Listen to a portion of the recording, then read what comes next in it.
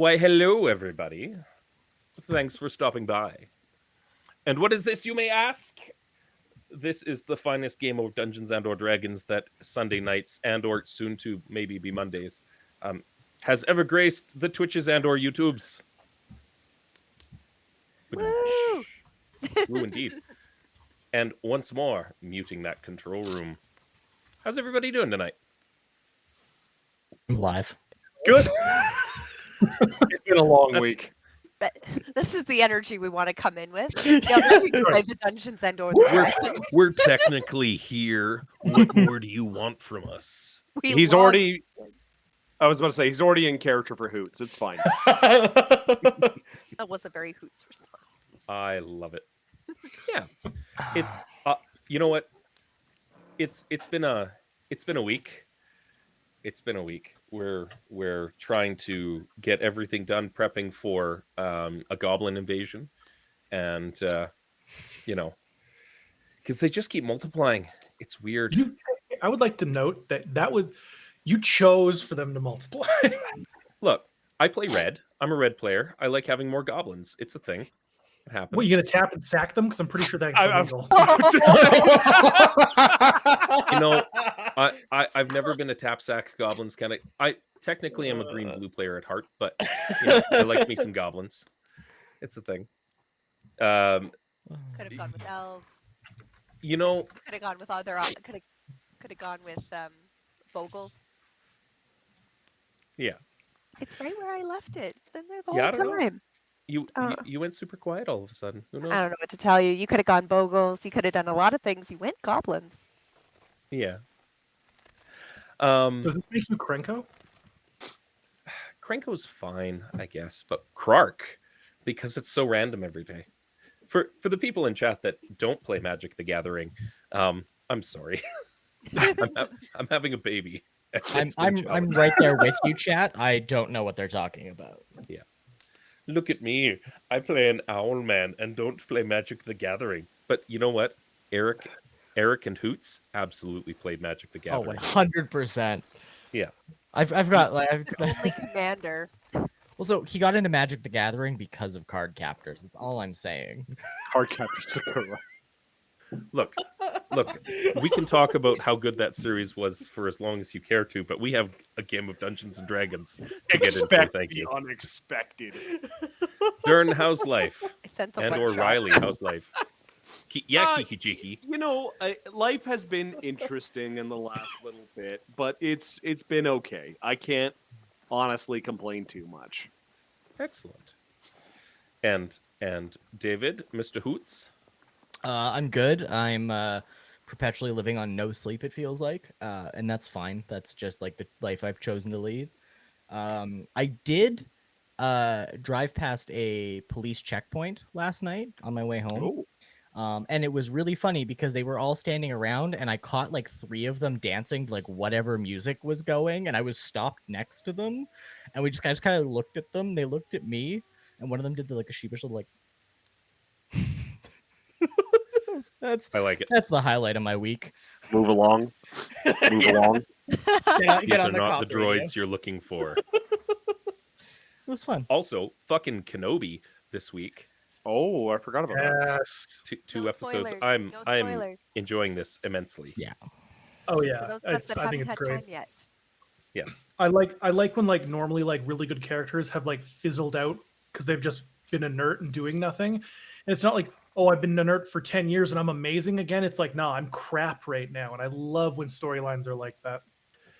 Well, and the nice thing, and some people are like, Ewan McGregor's too young to play this. Ben Kenobi's like, Ewan McGregor, the story here takes place 10 years before A New Hope.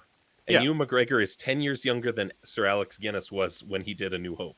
Yep. Like, it lines up perfectly, and they're like, he's too young. Ewan McGregor's just got some salt and pepper now. It's okay. He just looks young. It's more than okay. Yeah. Let's be honest. He's the voice of an angel. Voice of an angel.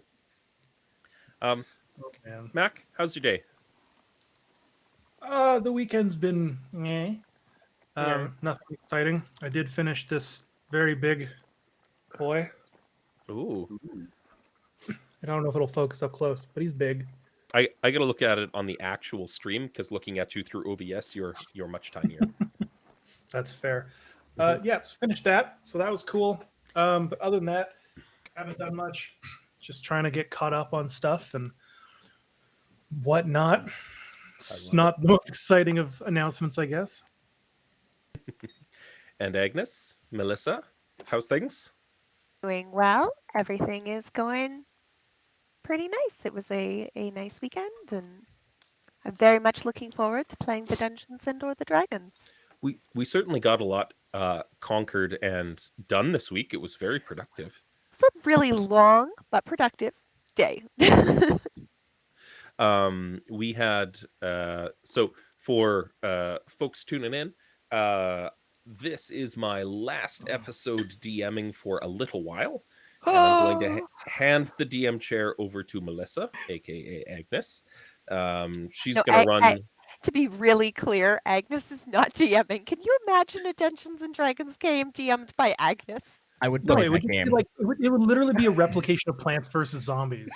I like it. Canon. It would that just is- be a collectathon, is what it would Yes. be. Yeah.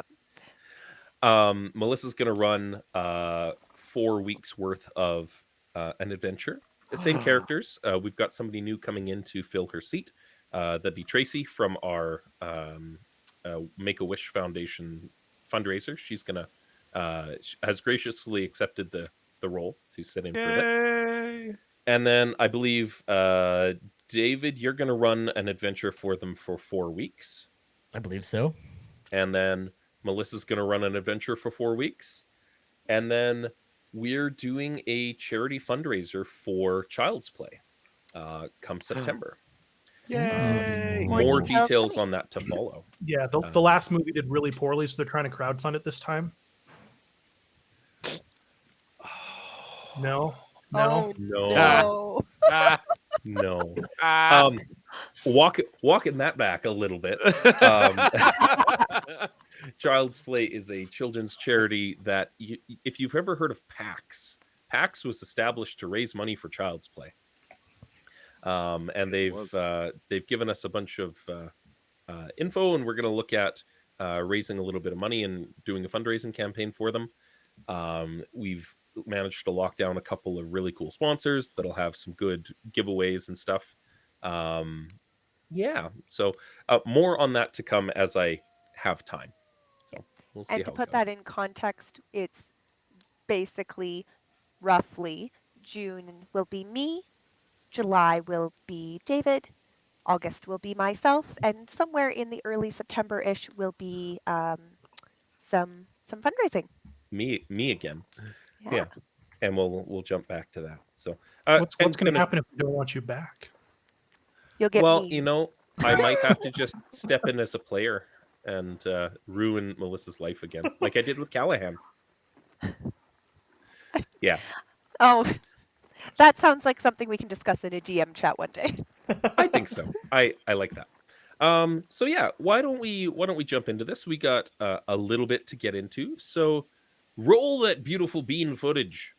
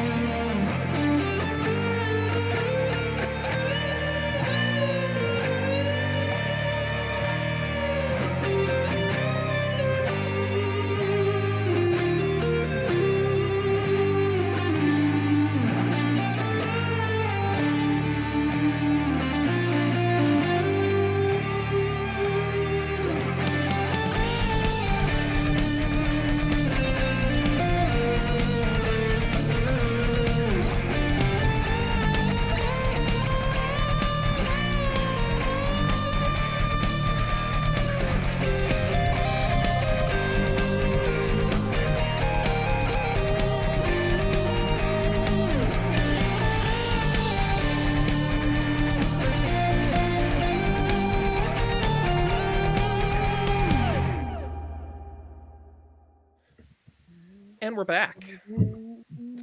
It begins.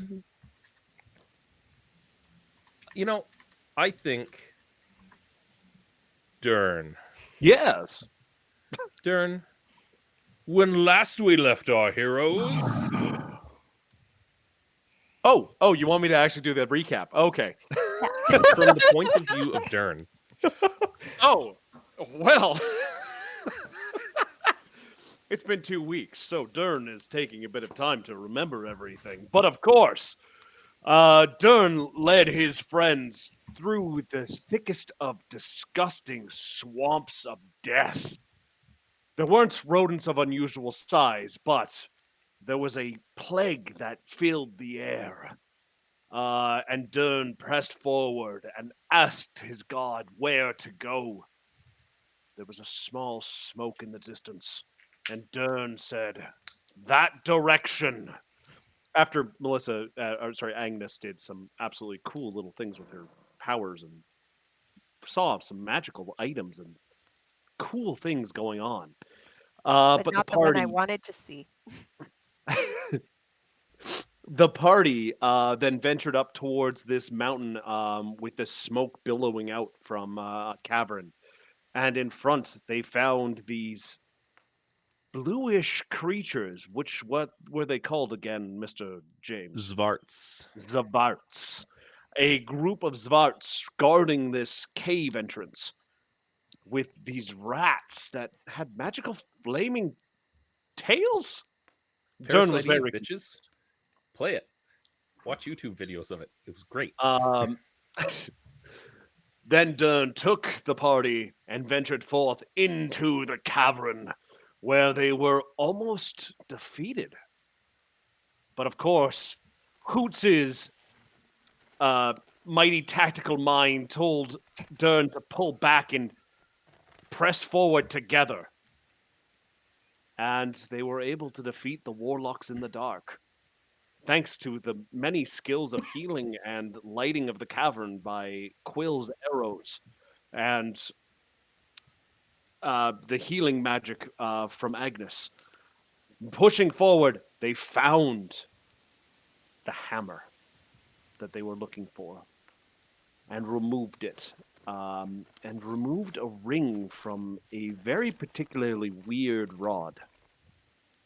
They then hightailed it out of there as they saw the owner of... they didn't see the owner, but they saw the giant cape of this giant. And then they decided to get the hell out and find some camp. So they stole the Prince Albert from a big weird rod from a giant's cave, took the man's hammer and left. Yes. I see. I think it's basically what happened. Reasonably. Basically. I also stole a very crappy makeshift necklace and a wooden toy. Yes, the wooden toy. Very important because that will be the only cursed item we find. We also found a Nokia with 30% battery life. I will say that is absolutely accurate. 100% and can some- confirm. Thank and you. some studded leather. Yeah. But- A handful of trinkets, a magical ring, a magical set of leather armor, and a magic hammer. And you took the discretion being the better part of valor, and you're like, well, let's just sleep here. And then somebody pointed out the huge-sized cape hanging from a hook on the wall, and Hoots is like, fucking nope. and with the power of nope, and you gathered your party and moved the fuck on. And somehow I managed to convince everyone to sleep at the ruins. They are reasonably close, and it was dark. And there's No fires fortifications. allowed. There's some tactical aspects of it, but Tactical aspects. there it is. There's that plankton I've come to know and respect. Crabby, And crabby. tonight's game of Dungeons and Dragons is not sponsored by Dandy Brewing Company's Dandy in the Underworld. Oh, that is a wonderful product. Oyster stout goodness. Mm-hmm. So are we like let's do a quick round robin. How many of us are drinking local beers then? Yes. How Well, I many mean, of I'm us are having drinking water right now, coffee to try and make it through the evening? Western family sparkling water with my own flavoring in it because I hate sparkling water on its own. Cheers to the non-alcoholics in the. Cheers to the non-alcoholics on the internet. Yeah, so you guys hunker down. It was a hard fight, and most of you are pretty tapped. Like, Pretty I'm gonna tapped? say not all of you are tapped, but I do love me some Arizona hard iced tea. That is true, chat. I drink a lot of it. Hell yeah. And the non-hard stuff, I feed it to my child. She likes green tea. You guys simmer down, and you find a ruin that's of a respectable height. Like, nothing here is beyond chest height for the walls, but it's enough for you to, like, you find a hole that Quill had already previously half dug out. We find something that is Durn's chest height instead of Quill's chest height. Yeah, Yeah. 100%. I was gonna say my chest height is like knees for some people here, so There is that. But yeah, the place that Quill had excavated the pottery from already Right. has a big hole in it, and you're easily able to carve a second hole, so you get a smoke pit. So you can make a smokeless fire. Because let's be honest, half of you are proficient in survival, and the other half probably should be. But don't tell them what to do. Actually, taking a look at my character sheet, like, oh god, what is it actually? yeah, there's plenty of wood, and like it's calm, it's quiet. The only real movement that you see are some of those little albino looking praying mantis insects that are kind of skittering here and there, and they don't come too far from the shore close to you. They are not a threat by any stretch. Yeah, they're And just it's- like, And it still smells like unclean and like nothing has It's- substantially changed since we've moved the hammer from its placement. Like not everything in the looks- like, half an hour it has taken you of fast movement to get over here. Okay. Ecosystems take time. Yeah, but also magic is what magic is. So just wanted to be sure. Magic is what magic is. Can't explain it? Use magic. There, a wizard did it is the best. Don't have I- time to explain it. Magic Look, did it. I'm not gonna lie. I've used that term in my everyday real world job, where they're like, Mhm. "Why is it working now?" I'm like, "A wizard did it." I all the time because like I'm the only developer at my company, and since we merged with another company, I'm still the only developer. So they'll be like, "Can you fix this?" And I'm like, "Done." And they're like, "It's been 30 seconds. What'd you know?" I'm like, "No, it's magic." There's no point in explaining. You're not gonna understand. Yeah. Yeah. It's magic. It's called job security. Now leave me alone. I'm not going to tell you because then you can do it. So yeah, you guys hunker down, licking your wounds. The floor is yours. Oh, How big is the rune we're in? Like Probably 10 by 15. 10 by 15? okay. Yeah, give or take. This was likely a small 2-leveled thatched roof stone cottage Okay. that Trogdor has since dethatched. Durn is like probably a little hunched over in this hole. Yeah. Yeah. Certainly little sitting hunched crisscross applesauce. Yes. I guess Durn looks to Hoots and to Agnes and goes, "We have these items now. Can we find out anything about it?" Agnes sits down and looks at them, and looks up at Durn and looks at the item. She says, "Well, that's a ring, and that looks like a hammer." Hoots, you recall Oh my God! specifically. Who knew? You recall specifically taking time with Cal, and he's like, "Look, you're gonna find a bunch of shit out there that you don't know anything about, and magic is dangerous. And you remember that old adage, like, if you don't know where it's been, don't stick your dick in it. Don't you put it in your mouth? Yes, I'm very familiar Yeah, with the don't phrase. you stuff it in your face." Those little blue monsters. Just Yeah. remember that on repeat. And if you want to make sure of stuff, there's things that you can do. And I feel he like showed that you might an be Agnes' identify spell. favorite song. I think we need to make a D&D version of that song. Added into the I'm TikTok writing it scripts. down. Yeah, into the Okay. Discord. And he's like, there's a couple of things that'll be in your wheelhouse. One's figuring out things about items. That was identified. The other is that sometimes things are cursed. And, if that's the case, you won't necessarily know. Nothing's really going to tell you.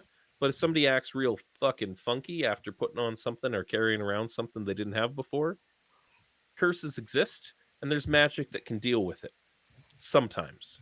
So that's all your memory calls back to. So, out of curiosity, does therefore Hoots know identify, or are you giving me a free spell? Because I Well, don't have that in my slot. You didn't prepare it today, but it is a thing that is within your capabilities when you choose your spells tomorrow morning. Okay, because I don't think that's actually how Artificer. I think it's spells known, isn't it? It's spells prepared from the Artificer spell list every day when you wake up, like a cleric. You can change your spells every day. Yeah, Okay. except for your cantrips. Yeah. Your cantrips have to wait till you're when you level up. Yeah. And unfortunately, unless that leather vest somehow becomes a cow, I can't tell you anything about it. Okay. What is that? Now, now there is you said there's a Nokia. Which Nokia model are we talking? I actually wrote this down. Give me a second. Okay. The This Nokia is 3000, This is important. It is a 3310. 3310. Okay. Now, because it's a Nokia 3310, does Snake still work on it? So Hoots starts performing a grand feat of artifice. And he takes this seemingly magical looking box with buttons and he deftly holds down a button on it and it makes a noise and everybody's taken aback. And he's like, okay, hold on. Down S. Yep. And you see a rune start to draw on this little glass chunk on the front of this brick. Durn is And it's like, just like it and gets it's- longer. it's responding to where he moves his thumb. What do you do? Durn smashes the foot. No. Durn tries. Durn. Durn puts his magical hammer to good use and smashes it out of Boots' hand. And the phone is nonplussed. Devil! And it continues playing Snake. Hoots does lose his high score, though. I'm gonna be pretty pissed about that. The phone is non-damaged. Is my toy doing anything weird? Is it glowing? Is it? It is not glowing. It is a non-magical wooden dinosaur toy with little feet and a wheel. And when you push it along the ground, it rolls forward and the little feet do this. And it looks like it's got a hole in the front where you could attach a string that has long since aged out. So you could drag that toy behind you and have it walk with you. I, noticing this, kind of turn to Lou and I say, "Don't worry, he's not going to replace you. He's just a piece of wood. It just look kind of cool. So it's okay. Don't worry." And Lou,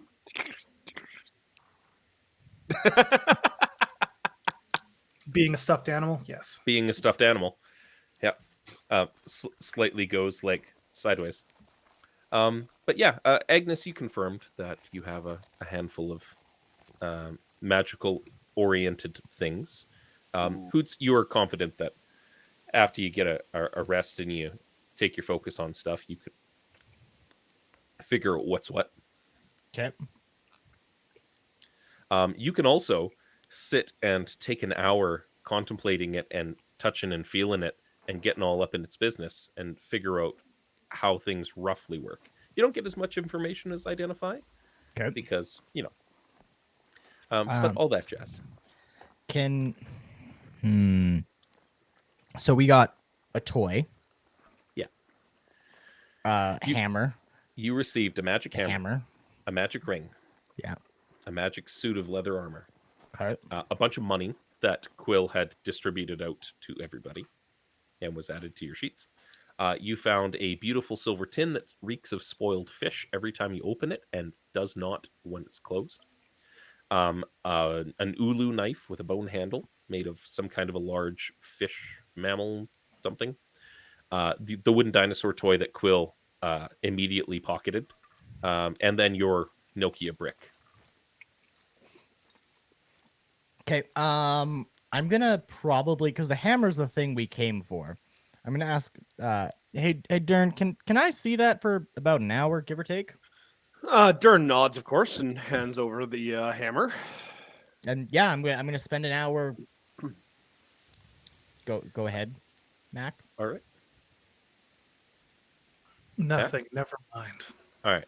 You made a face. So I want to give you the opportunity. Yeah, I'm gonna spend an hour running my fingers over it, getting a better feel for it. Nothing happens. You roll me an Arcana check. Ooh, I am proficient in that. Yeah, you is. That's a 22. You know exactly why it doesn't happen. So certain people have a certain capacity. There's only so many light sockets in a person that you can provide a connection to a magical item for. Certain things require attunement and other things don't. Like your bag of holding, anybody could pick it up and it's just a thing, right? Your arcane focus absolutely needs to take up one of your connections. Certain items that require attunement can only be attuned by the right people, is how Cal had explained it. He's like, certain things will work for you that won't work for other folks, and certain things will work for Eggy that won't work for you, kind of deal. This is not a thing that will work for you. You Okay. are not the appropriate class to attune to this item. Yeah. Yeah. Okay. I'm gonna give it back to Durn, and say, I'm not the right person to handle this item. We got to find somebody who knows how to use it, and I suspect it could be you, but I don't rightly know enough about it to be able to tell you truthfully about that, friend. Durn then takes the hammer back and kind of examines it and goes, "Well, if it's a hammer, it's best used for smacking somebody with it." And puts it with his other hammer because he has now two hammers. Yeah, double hammer action. And Durn's not the kind of guy that would get rid of his shield. I think he's the kind of guy that would try and hold two hammers in the same hand Yes, 100%. and then like do it that way. Mac, you're muted. That was a weird thing to be muted on, going like this. You get your Double shake hammer weight action. time in. You get like a double-sided lightsaber. You just tape them together. Oh yeah, Or- definitely. All imitate each other so that I can get individual gifts of you all. Or, and hear me out on this, you attach both hammers with a chain, and now you have hammer chucks. Hammer chucks. Right? Yeah, but if you Just saying. roll bad on that, you hit yourself in the nuts, it's game over. Yeah. Yes, that is entirely how hammer and sword chucks work. Sword chucks. 8-bit I'm- theater, my friends. And, 8-bit theater. that's a classic. Right? So, you spend some time, Durn, you feel a connection with this hammer as you sit. And I'm adding something into your inventory. Ooh, Um, dangerous. I'm gonna check the time on my Nokia phone really quickly. What time is it? You know what? Let me randomize that. You know what? The Nokia phone absolutely says that it is the exact time that you think it is in game. It's like 11 something. Nice. It is 11:35 p.m. in game time, we'll say, and the Nokia is on point. Spot on. Do Yeah. I have cell service, by the way? You pull the antenna manually out. There is no cell service here. Ah, damn. That would have been really, really needed to call somebody back in. Dang, AT&T's got range. Occasionally, you inexplicably still get a weird text message from Canada Border Services saying that there's a warrant out for your arrest, and if you just pay them $461 In it'll all go iTunes away. gift cards. In iTunes gift cards, it'll all go away. Okay. Yeah. Since it's late, I don't want to spend the whole night focusing on this. I suggest we get some rest, and I am going to in the space cast alarm as a ritual. Okay. So what does that look like when he's doing that? So he kind of like holds the bell he needs in his hand, and I think it's thread. Yeah, Hold on, I silver gotta double thread. check my components. Yeah, so he kind of like wraps them around, and then he wraps the thread kind of around his hand, so like the bell is effectively tied to his hand, and he just kind of holds it there, and he allows the magic to kind of like pool in the space, and then as he kind of flicks it up, it just kind of like arcs out and covers the area he wants to protect, and at the same time allowing us four to pass freely through the little field without alarm. Is this an audible alarm or a mental alarm that you're setting? Ooh, Because it can wake up just you, or it can make an actual. You can get sneaky with this if you choose. Today it will be an audible alarm. I Okay. want to awaken everyone. See, and this is the difference in spell descriptions, because I was half expecting you to be like, I tie the bell to the end of the thread and I just fucking let it go and it's spinning at top speed and like grabbing an electric eel in a Power Thirst commercial and just like passing through time. I won't let it die. I will not. Power Thirst, official sponsor of Legends of Logomancy. Not a real company. Totally a real company. Yeah, no. We got some silly energy today. I can just feel. I'm here this for a it. little I'm bit so here. here for it. Yeah. You set your alarm. You hunker down. Can I retcon that? Sure. I'm going to tie the thread in the bell to the antenna of the phone, and I'm going to set an alarm. And I'm going to use the phone to cast the spell. The I love Nokia. So the alarm is new set spell focus. for 06:45. Hoots, there is one thing that you notice that is a little inexplicable. This Nokia has a battery charge. Mm-hmm. The cell phone that's in your sling bag that you had when you came here does not and has not been able to turn on since you showed up.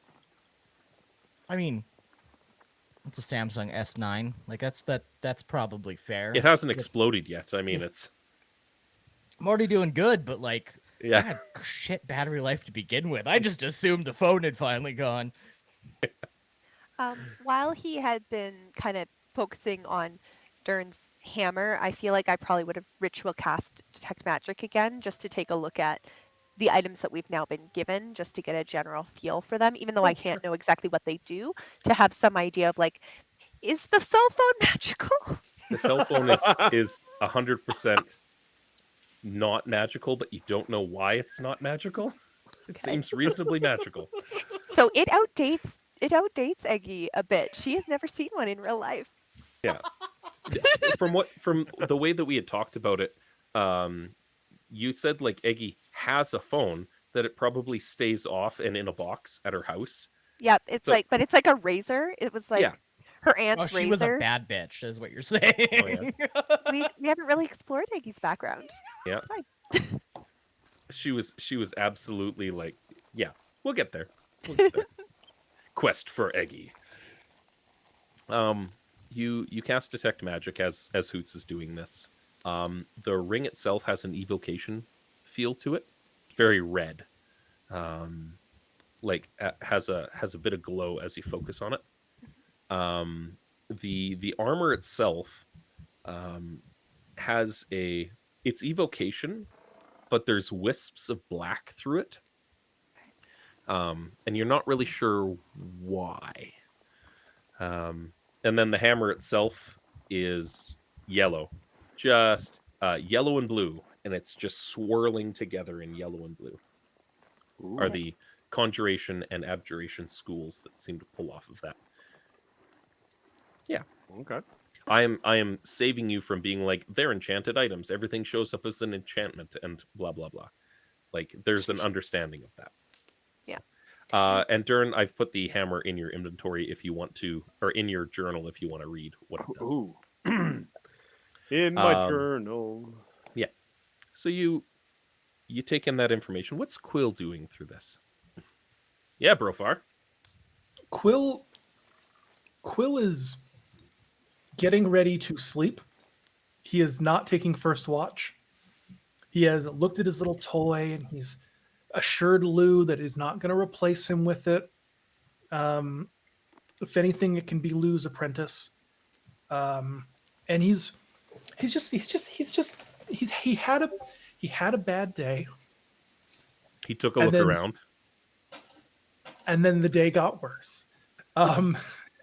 So he's just kind of collecting his thoughts, and he's just ready to go to bed. I like it. Who's taking first watch if it's not going to be Quill? We have to take first watch because I've got alarm up, right? Whatever you want to do. I think Durn will still take first watch. It's 11 o'clock. It's really dark. We can't light a fire. Eggy's going to bed. You do have a small smokeless fire, like Dakota fire pit style, because warmth and food and general safety. Then I'm going to take the last part of watch. Durn, if you're going to take the beginning of watch. Yep. All right. So everybody settles down into their bedrolls. And the fire is just kind of flickering low inside a dugout, hand dugout hole. So it doesn't provide a whole lot of light, but it does provide a good amount of heat. And I feel like you've got like little bits of your ration just like maybe simmering away in a coal or something like that. Yeah, Durn has his lantern ready. Like Yeah. it's lit but pointed towards the fire, so it's not like right. Yeah. You're not trying to spotlight yourselves as being here. No, and Durn just is going to sit back against the wall and just listen because that's going to be his best skill that he can take away from this. All right. Roll me perception. Perception. We roll a perception check, and the other one's a nat 20, but of course I get a 15, which is still pretty good. Depending. The wind's blowing through like across your scales, and you can hear like Quill's breathing just kind of rising and falling, and Hoots and Agnes are just kind of like still.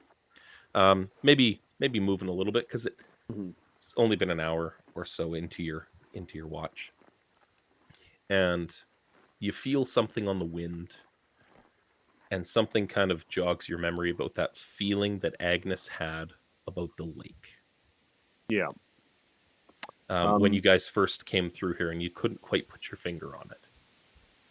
What do you want to do? Durn is listening, and he's not hearing anything. But something is drawing him to the lake. Okay. He's not sure what, but there's a feeling that he has, and he takes Calabasha, and he takes his lantern, and he walks towards the lake with it in hand. Okay. Is at this point, because again, you're about an hour in, would anybody else still be awake? Hoots, Agnes, Quill, Lou? I mean, Lou might be awake. I don't know. I don't control what he does. I look at Lou and I do this. Roll me a stealth check. Ooh. Durn. I do not- 18. In heavy armor, Durn is like, I brought my friends too close to danger, and I I am must be Pink so Panthering quiet. this shit on tippy toes. Yes. Fatty formula. I don't hear anything. You're on Yeah. your own, man. Durn trips. You head silently to the lake. 18 beats everybody's passive perception, so unless anybody decided that they were actually awake, Durn slips away unnoticed. Still, I presume we're pretty close to the lake still. Yeah, you're with about the- 20, yeah. 30 feet off the Okay. water. I'm not too worried about it. I can hear and they have alarm up. I'm not worried. Durn approaches the lake and looks at this disgusting, murky water. And with Calabash in his hand, he dips the end of the hammer into the lake. Okay. Good soup. Good. Oh yes. good for- You feel this well of magic. Like it feels like it's coming from you, but it's coming through you. And it's it was not conjuration magic, it was transmutation magic, Agnes. On the hammer. As hundreds of gallons of water are immediately destroyed in the lake and just like start misting out, and you see like basically a large cut square is just gone. Think like Dragon Ball Z, somebody just shot a hole in the ocean and everything's falling in for a little while. That's what you just did to the lake with the hammer. And before you is a big stone ruin that you can kind of like follow a couple of steps down, and it's open, and the water is like slowly kind of trickling in, but it seems to hit something. It hits a force and it's held at bay for a moment. And the stone itself is slick and covered in what the bottom of a lake is covered in, right? Just like millions of years of duck poop. For those prehistoric ducks. Yes. Velociraptors, if you will. Just for hoots. I'm going to refer to velociraptors now as prehistoric ducks. We And it have our own reveals. Moses. We have our own Moses. Did you not have a Moses before? Like, did you doubt him? He would lead you to the promised land, Quill. I of have led dragons. to the promise mountain. Really, I mean, it was a mountain, and there was treasure and stuff. In there. Yeah.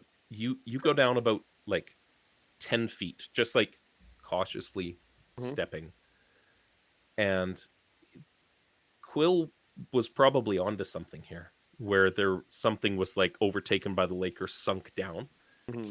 There is absolutely a ruin here, and it looks like there's a stairway that goes down within the area that you've freed. Dispersed the water. Yeah, and it's something is holding that water back, and you see as the water kind of laps in, it just like fizzles and mists away. The hammer is sunk down into the ground behind you, seemingly keeping this at bay. I will as trust it sits it. there. And Durn will slowly walk down in. Okay. Are you going to do this yourself, or do you want to gather your party before venturing forth?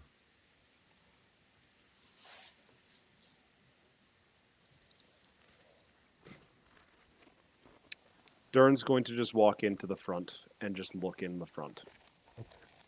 So as you step forward with your lantern and you shine it down, there seems to be a square set of steps that goes down about probably 20 feet. It looks like you're standing on the roof of a building of some kind. There's some risen terraces off to the side, look almost like stone planter boxes, as though you were standing on a rooftop garden of some kind.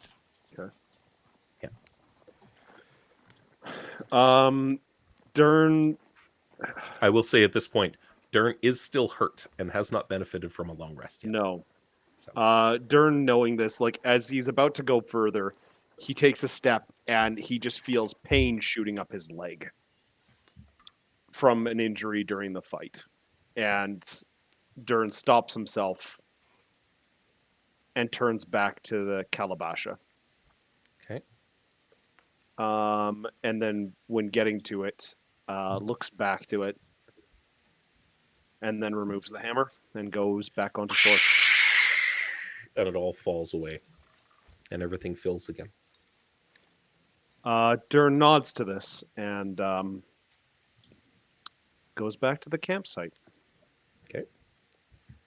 He is not going to just go in. As Okay. much as he realized from his last adventure that when he did that, he almost got everybody killed. Mm-hmm. So, learning from this, he decides to go back. Okay. That's called fucking character growth right there, bro. Character growth! The amount of panic on the three of our faces is like, we don't say anything. We don't say No. Durn's just going into the dungeon of the Mad Mage by himself without a hammer. He's fine. Here's what was going to happen. He was going to go in. We were going to like wake up. I was going to see his hammer and probably pick it up and be like, "Well, it's done." And Durn's like, And all the water comes crashing back in. Oh, look at this hammer down on the ground, Paul. everybody roll perception checks. Because you hear a waterfall all of a sudden. 22. Agnes, you absolutely wake up to this. Absolutely. And Hoots too. Like, you turn, you're like, what the fuck is that? And you see Durn, like, standing on the lakeshore, and he's picked up his hammer, and there's just a hole behind him that the lake is pouring and filling in. Quill, you sleep.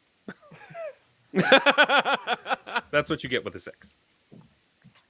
I want to be. Okay, to set the scene, Aggie's hair is just like everywhere. And she Yep. sits up and it's like, Durn! Durn, come back to the camp! Durn!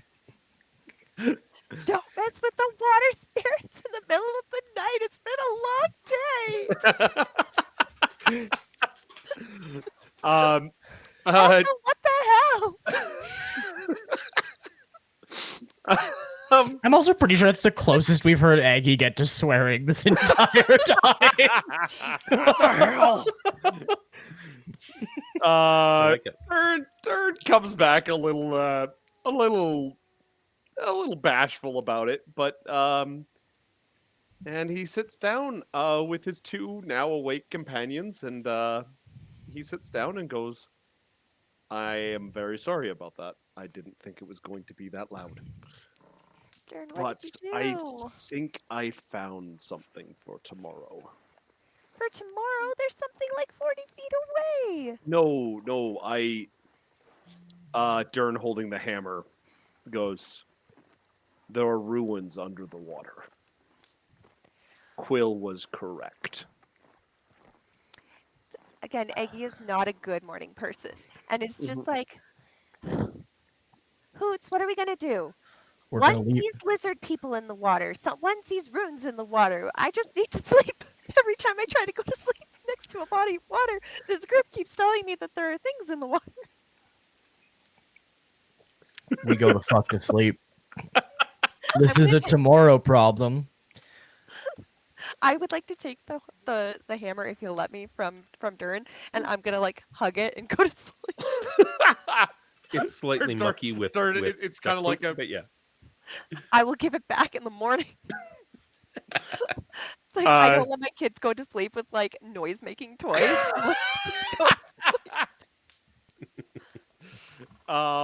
Yeah, Durn does relinquish the hammer, and he apologizes and sits back down and promises that he won't leave the camp. When she calms down, she's also like, also, good work.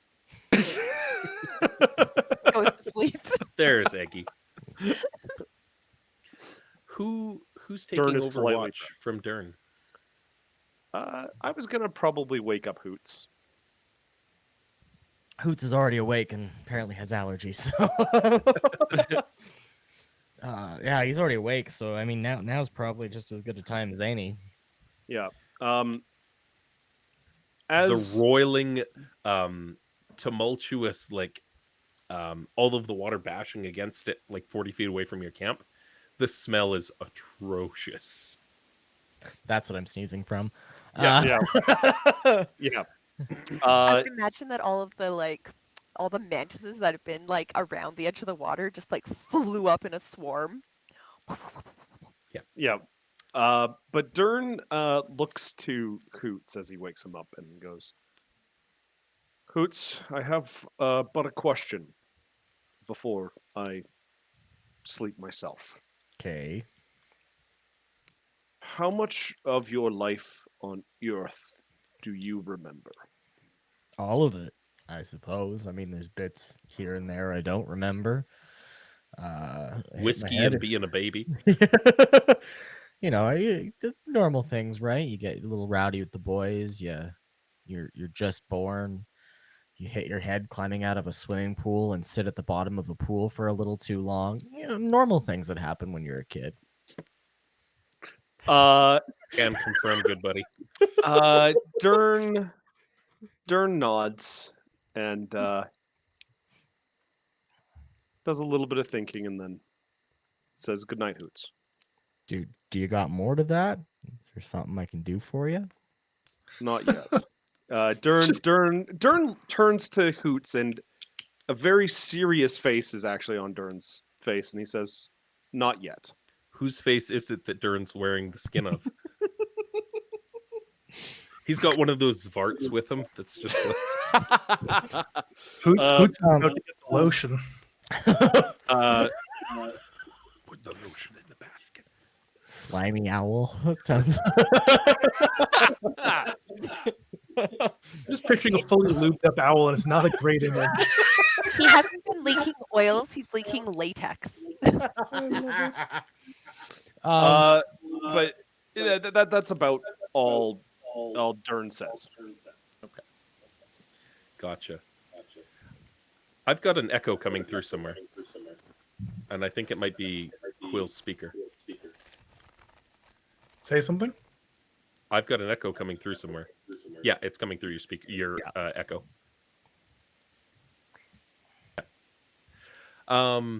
Surprisingly, when you Google the term "wet owl," it is not. It is not anything untoward. Like it is exactly what you would think it would be when you It's a Google "wet wet owl." owl. Whenever I'm having a bad day, I look up videos of owls floating in like bathtubs. They look so peaceful and yet so angry, and I identify with that. I will have it. Oh Jesus, you're right. Holy shit! Oh, I You're love welcome. You're welcome. You hand off watch to Hoots. Hoots, you see Durn surreptitiously roll over, pile an entire wheel of cheese into his maw, finishing his ration now that it's just slightly melty from that little tiny campfire. And he rolls over. Like instantly, it's just Yeah. like you blink and all of a sudden there's snoring. It's about what he's come to expect. Yeah. Do you want me to do a perception? Yeah.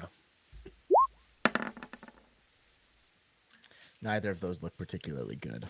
That's an 11, my friend. Mhm. You hear the whinnying of Durn's stomach as he processes an entire brick of cheese, and As one is wont to do. as one is wont to do,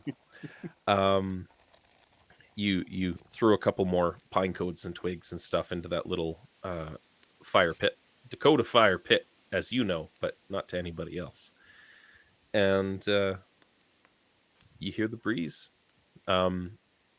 Insects are a little bit bothersome, but you got enough smoke. Technically no smoke from the fire, so the insects suck. You got feathers though. You got Yeah. feathers. You're fine. Fine. Yeah, I'm just gonna kind of sit at the edge of camp. Did we put away the other items we found? I imagine you probably like tucked him over into a corner or something. I'm gonna take the ring. I'm gonna spend an hour of my time sitting here, kind of studying it over, getting a better idea about it. The most of this information will come from actually like identifying things later. Yeah. But as you put it on, you feel that connection like you do with your arcane focus, Hmm. and you feel immediately more comfortable, as though you had a heating pad put on the small of your back. It is a ring of warmth. You have resistance to cold damage while attuned to it, and you can you and everything you wear and carry are unharmed by temperatures as low as -50. It's kind of neat, actually. Yeah.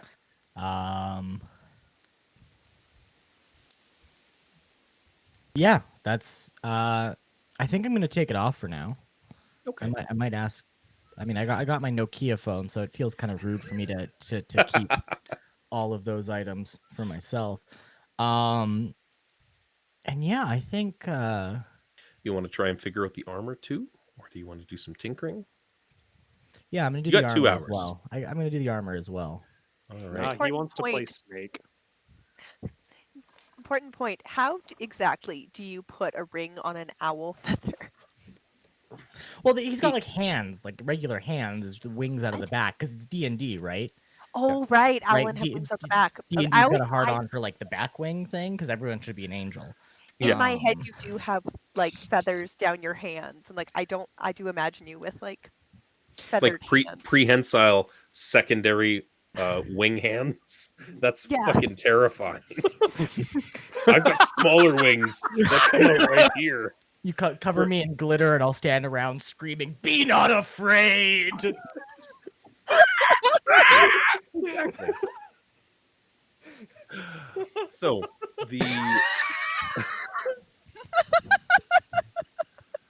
the armor that as you put it on, you explode. No. As you put it on, it looks like a greased chunk of leather. Like it looks greasy to the touch, like a well-oiled piece of leather does. And it's got that faint odor of like freshly treated cowboy boots. Okay. Right? Like when you have to retreat your boots and like use some snow seal into things. Yeah. Like it's got that kind of sheen to it. And you sit and you focus on it. Let me just double check if these require attunement or not. I don't believe that they do. Oh yes, absolutely do. It again, you make that connection that you can make, and it is a set of studded leather of necrotic resistance. Ooh. Yeah. Okay. No higher armor class, but you would take half the amount of damage from necrotic things. That kind of explains Eggy's like, why is there a bit of necromancy to it? And that's why. Okay. Yeah, I'm gonna kind of fold it up and put it back in the corner. Mhm. And I guess that ends my watch, eh? Yeah, to Eggy's point, or to Eggy's mental note, when Hoots tells you that he put it on and figured out what it was and was able to take it off, you clock that. Yep. Agnes knows about life. Agnes's eye twitches mildly. She's like, Agnes hasn't been spending time finding coffee yet. She said they can do with mushroom teas, and that's been fine. This trip has made her very concerned. I will say, the closest facsimile that you've gotten up to this point is roasted dandelion root tea, Which is because delicious. it's actually a pretty reasonable coffee facsimile. It's not perfect, but if you need bitter like punches in the face in the morning, it's not bad. Then I go talk to Bitters. Yeah, Ah. bitters punching you in the face in the morning. Oh, you're here for Us? your daily punch in the face, eh? How else do you want to wake up in the morning? Excuse me, that's not how he sounded. Oh, that's He right. sounded like this. He designs bad dragons for a living, Right. and now they have feathers. Bitters and I have an understanding. And he has a Hoots model. Oh, that's Oh right. no. It has a beak and Things I'm feathers. not gonna Google. I fucked Anyway, this I think it's Quill's watch now. Yeah, Hoots is gonna wake up Quill. Quill does not wake up. What? Quill is dead. Quill does not wake up. He's just kind of there, and he's just kind of like, he's kind of mumbling in his sleep, and he's just tossing and turning. Well, Hoots is gonna definitely not take kindly to that, and he's just gonna kind of like pick up like the edge of the bedroll and just kind of try and roll him out of his bedroll. Look, bud, we have a Quill- social contract here of I did my part, you do your part. I Quill- set the damn spell, and then they still made me keep watch. It's time to get up, buddy. Quill rolls out onto the dirt, dead asleep. Okay, I see how this is gonna be. He is- As he rolls over onto the dirt, though, he starts kind of tossing and turning more and mumbling more, like he's having a little nightmare, a little nightmare, huh? but a very Um, enthralling one. Hoots pulls out his shotgun, cocks it right beside his head. Look, I have legitimately been woken up with shotguns outside of a tent. Yeah, that's not a good Don't- way to wake up. Don't do that, people. Don't do that, people. No. Let's set up a low profile tent. Let's have a smokeless fire, but let's also make the water in the river or in the pond crash twice and Once. shoot a shotgun. Yeah. We don't want anyone to know we're here, so everyone be on your quietest. We're going to create our own mini waterfall, and we're going to discharge some firearms. As you are, I'm assuming, still trying to wake me up, I'm tossing and turning it. And the only time, so as I'm tossing and turning, Lou falls out from my hood and kind of like rolls on the ground. And I am instantly awake. I'm up. I'm alert. I look over, I grab Lou, and I quickly like put him Actually, close. I'm going to counter that. I want to try and grab Lou first. Oh. Okay. Let's roll opposed dex. Oh, Just dexterity. It's a 21 from Quill and a 19 from Hoots. Yeah. You're deft, Hoots, and you pretty sure you got it, but as you like go to scoop in, it's gone. As Quill sees you going for, and not in a way of like a nice like leaning down to pick him up, he sees you like darting for this little favorite toy of his. He like grabs it and turns to you and goes, and he hisses at you for the first time you've ever heard. Now, there ain't no reason to be like that.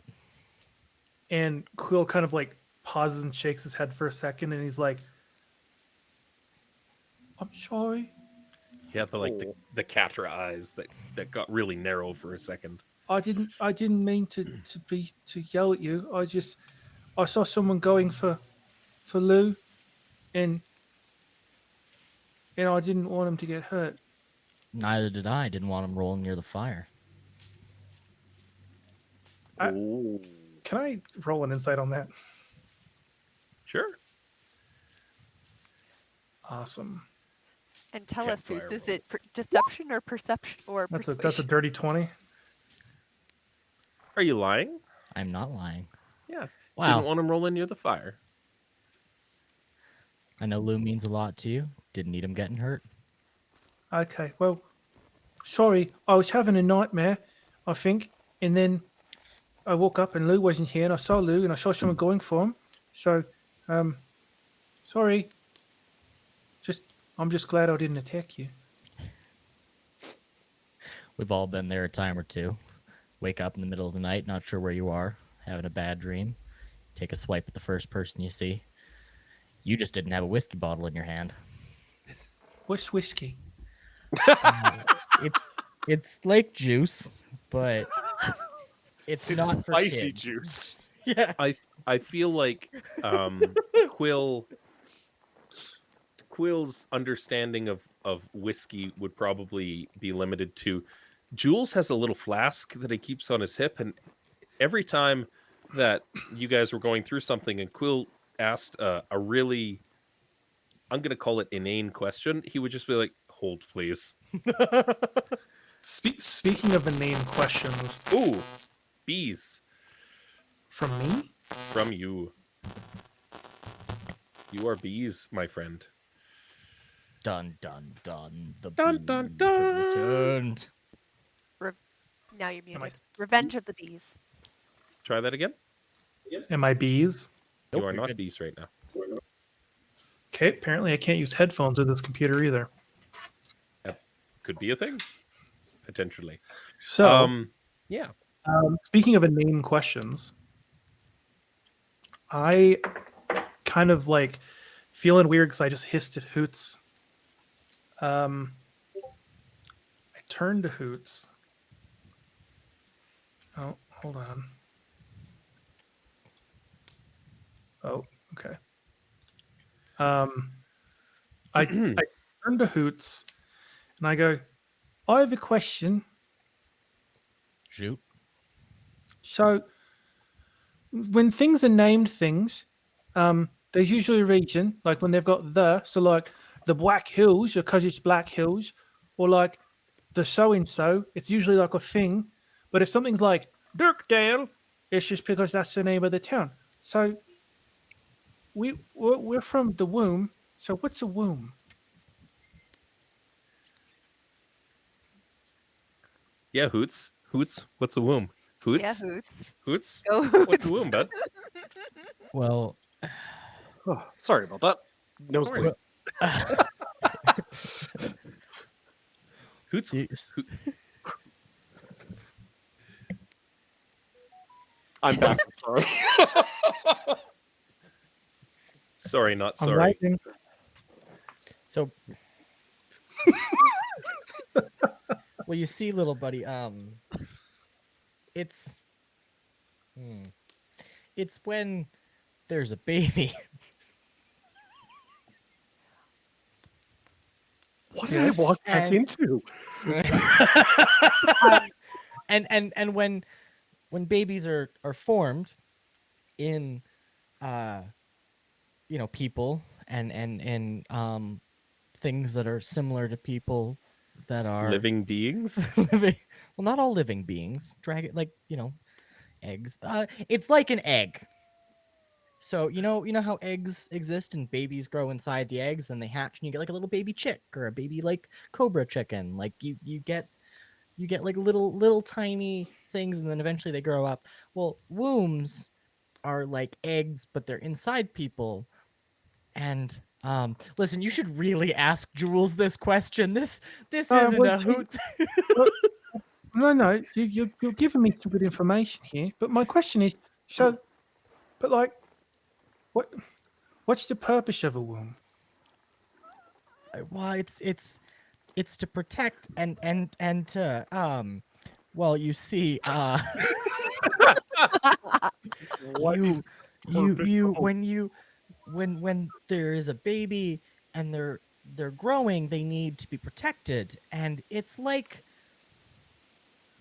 armor that moms give babies before they're born so that they're safe.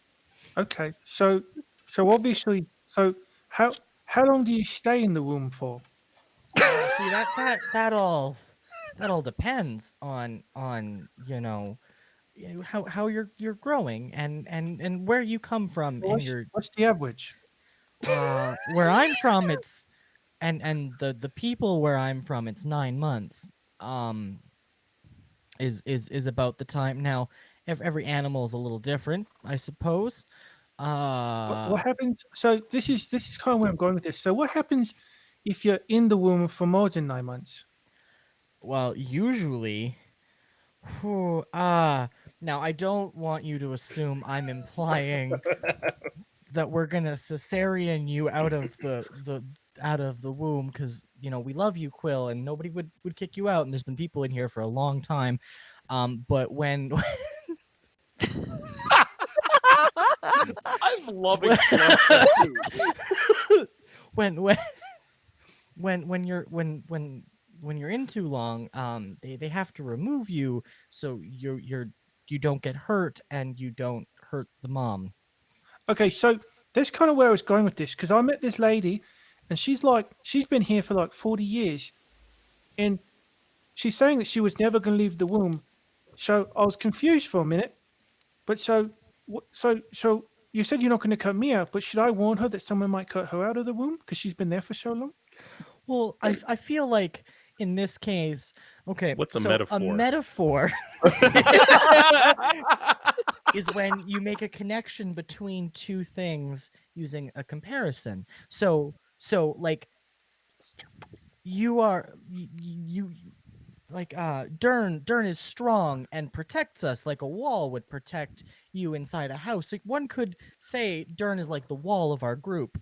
Now we would call him, where I'm from playing Final Fantasy, a tank, specifically, and in that we compare him to a vehicle we have in our world that is both protective and dangerous. So that's a metaphor, kind of. And then a simile is when you use phrases such as like or as and make the same kind of comparison. So in this case, we're using the womb as a metaphor. And so it's a metaphor for people that are growing and developing and are finding themselves. Now, we have no idea. You should really be talking to Jules about this. No, I need 3 more hours of Hoots explaining this, please. So I don't need to warn the lady that someone's going to come and take her.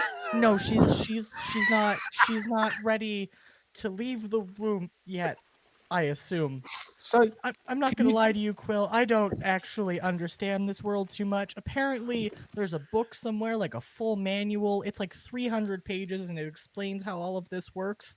And Agnes was telling me about it, and she told me we're going to get some dice, and she's going to explain how it works to me one day. But until that day happens, I'm just doing the best I can, buddy. The voice change is canon through this conversation too. So then, okay, no, that kind of makes sense. So from what I've learned about people being born is that once you're gone, you're gone. Like, unless your mother's going to put you back where you came from. How do people go Welcome back to into Canada. the womb?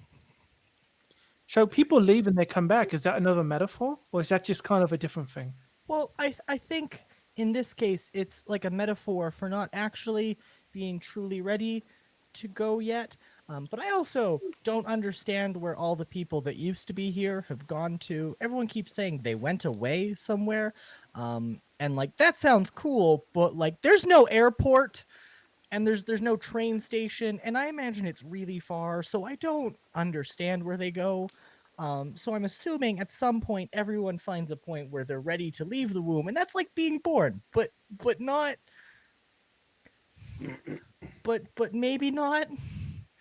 It also could be a bad metaphor.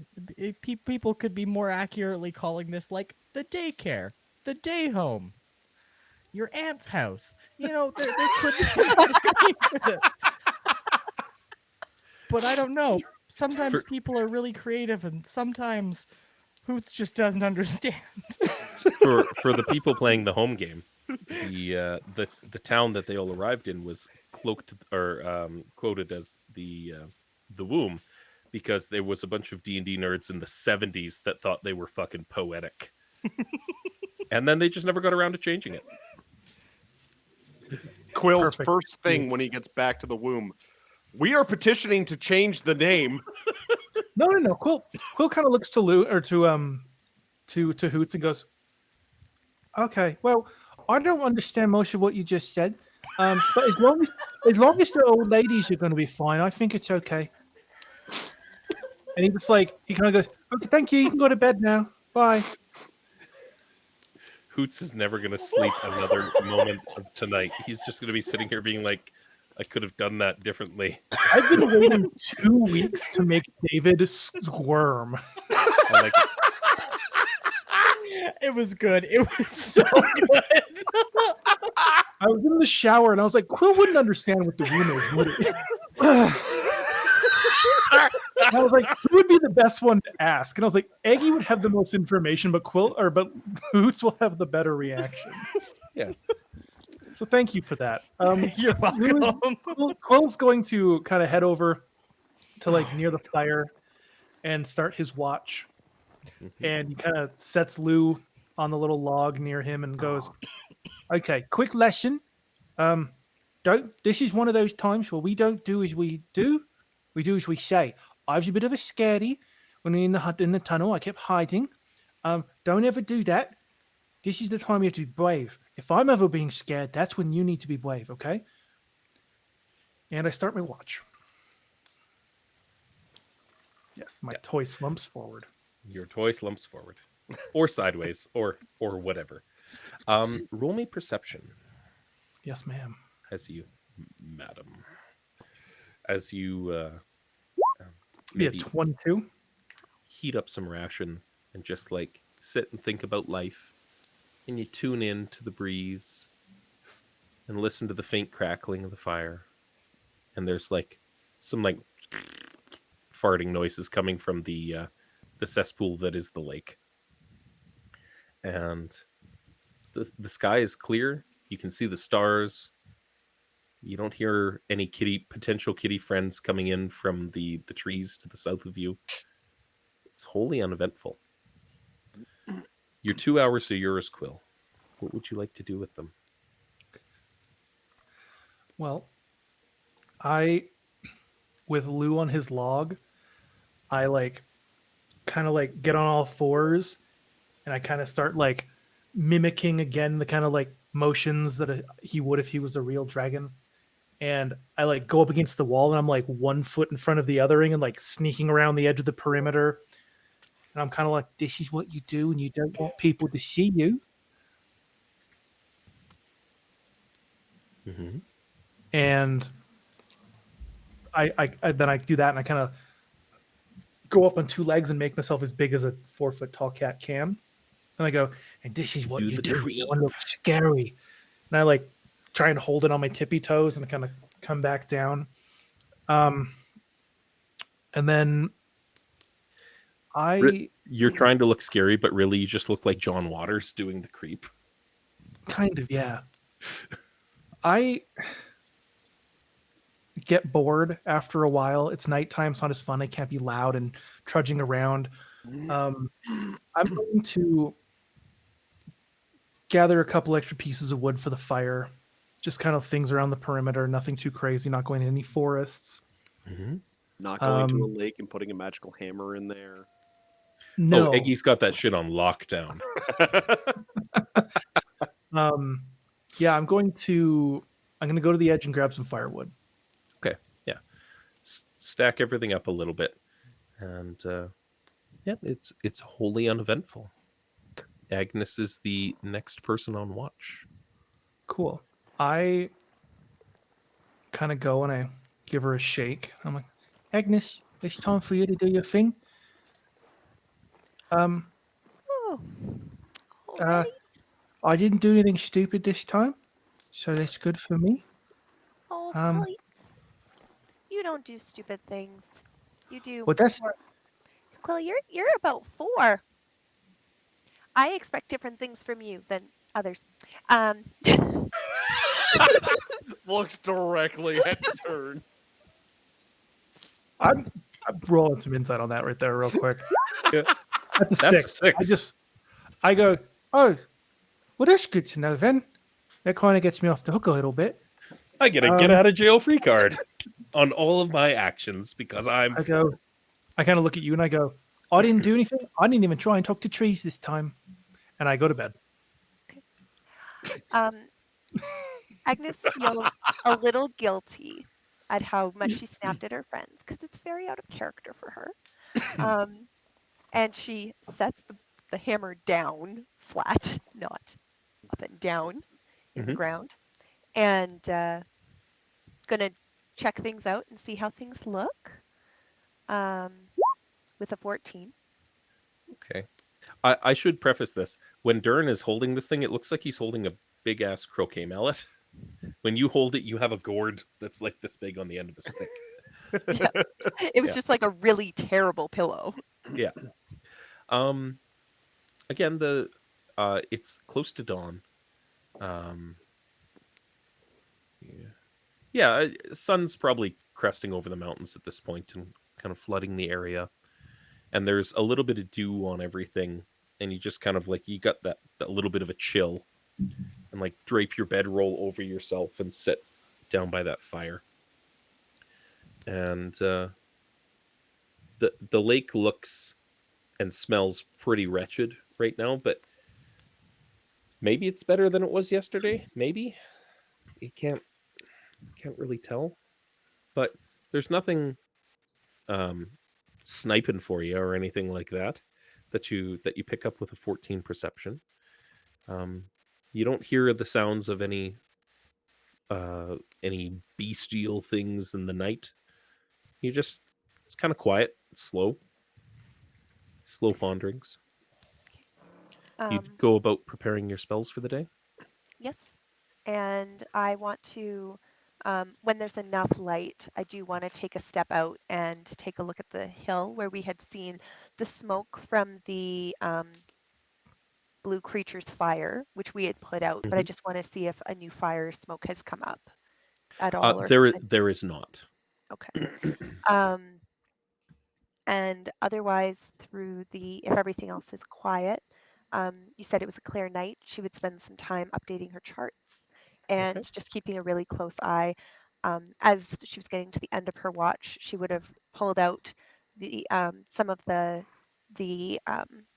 preserved herbs and things that she usually reserves for of her more special tea times and things, and would try to make as good of a breakfast as she could for her companions as we get ready for the morning. And everyone would wake up to the sound of um, the pops of spices on the pan as she's getting ready the morning porridge. Pocket bacon porridge. I like it. Everybody awakens. Hoots and Agnes, feel free to adjust your prepared spell list for whatever you choose to do for the day. So I Um, can't adjust my spell list. I've just got like a set of spells I learned. Oh, so within Roll20, Mhm. if you are a prepared spellcaster, like a cleric or an artificer, your best bet is to drag every spell from the compendium onto your spell list, and then use that little prepared red dot to choose what you're using for the day. Oh, yeah. Yep. Like right beside the name, there's like a little circle, and if you click it, you can make it look. It's solid. Oh, hold on, let me fix my spell sheet then really quickly here. Yeah. 'Cause, In for the sake of expediency, usually you're gonna have like 5 or 6 spells that are your go-tos for stuff, and then when you need to prepare a different spell, you just drag it onto the list. It only works if your character sheet is not popped out. It has to be within the window. yeah.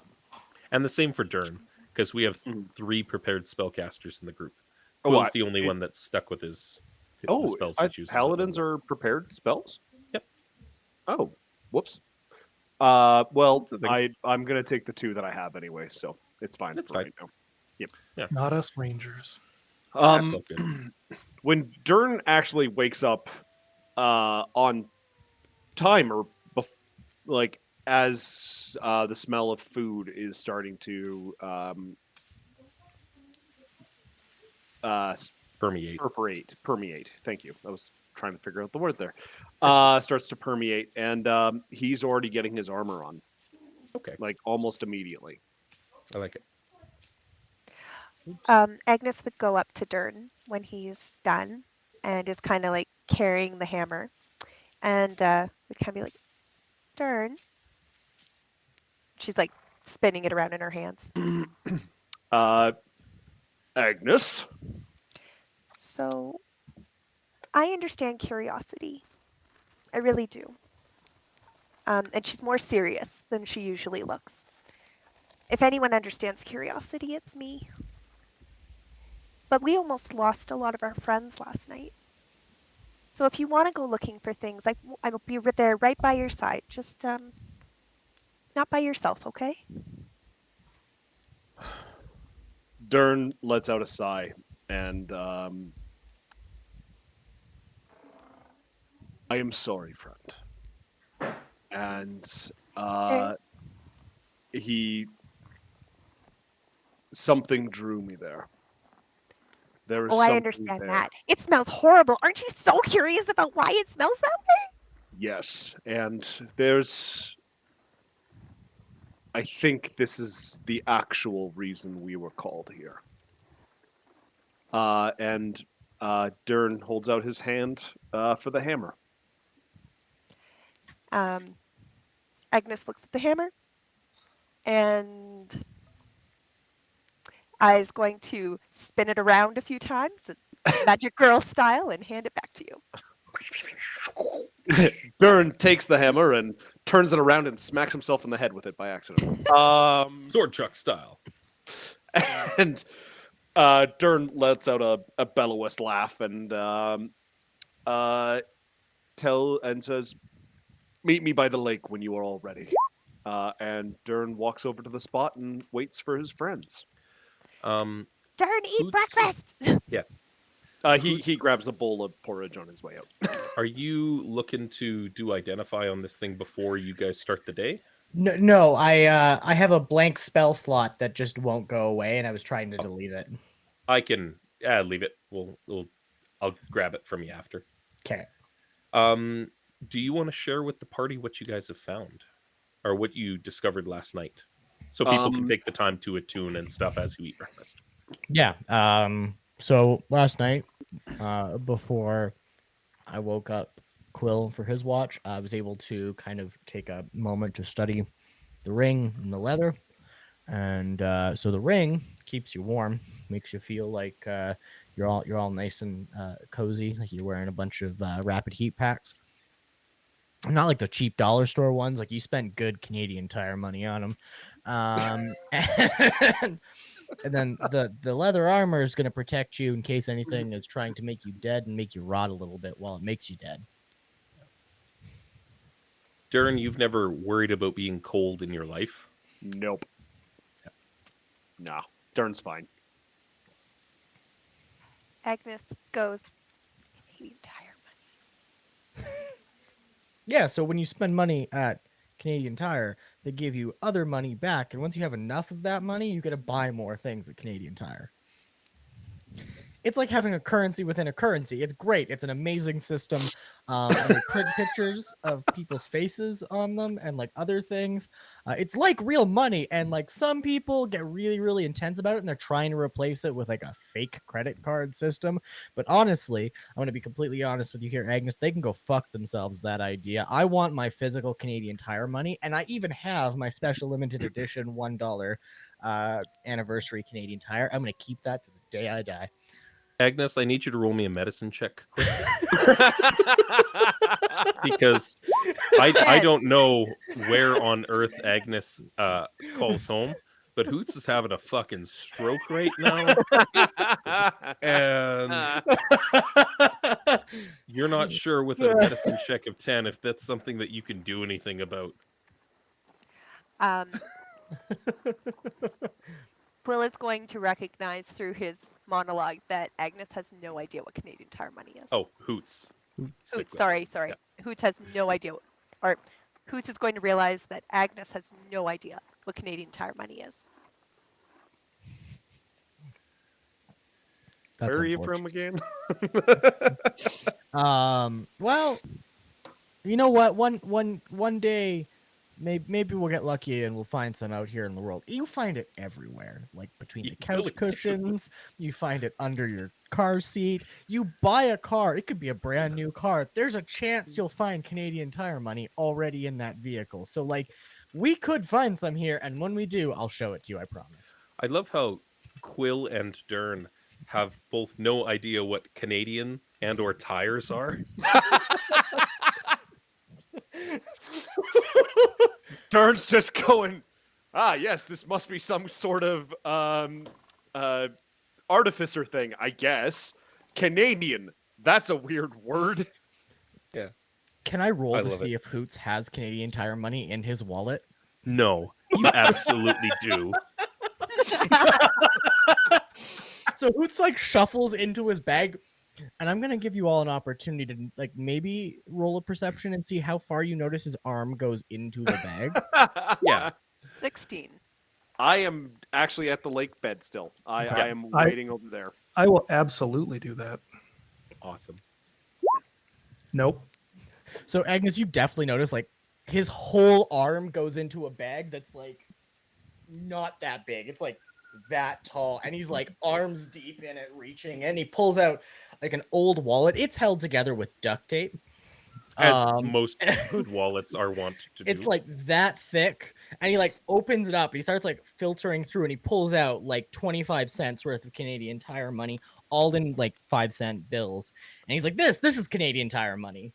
You notice that 3/4 of the wallet is full of this stuff and not real money.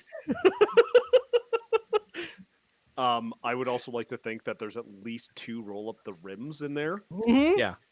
They're long expired, but he's just like, Oh, yeah. maybe they won't notice next time. McDonald's Monopoly. Oh man, I Yeah, find those and stickers almost- everywhere. Almost completed McDonald's like free coffee. Yeah. It's like missing one sticker. Like there's 4 of them. One's missing 2, one's missing 4. Yeah.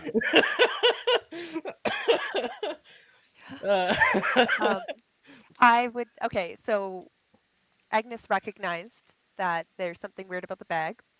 And given her past knowledge of the game, is just going to make a mental note and not call him out on it. Okay. I like it. Yeah, you show off your Monopoly money. And that's exactly what she asked. It's like, did you steal it out of a Monopoly game? Oh no, that's the other colorful stuff's actual currency, but like this is important currency. It's coupons. It is not coupons. How Coupons, dare you, Still madam? have to spend money to get things. With I- this, I can just walk in and buy things. Do you know Like how many coupons. Cokes I have bought with just Canadian Tire money? I just like the idea that he was like, no, this is the important money, not the actual Canadian currency. Okay.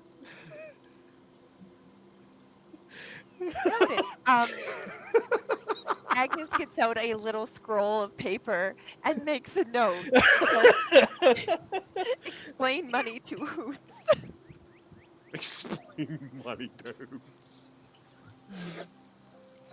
I love it. With that, you have 2 magical items to attune to, because I'm assuming that Durn reattunes to his hammer. Yes. Yeah. Who wants the magic studded leather and who wants the ring of warmth? Agnes and Hoots can wear the leather. Well, Quill can too, but I mean, would you? Durn can't. Quill kind of pipes up and goes, "The leather's really cool, but I don't want to get rid of my armor.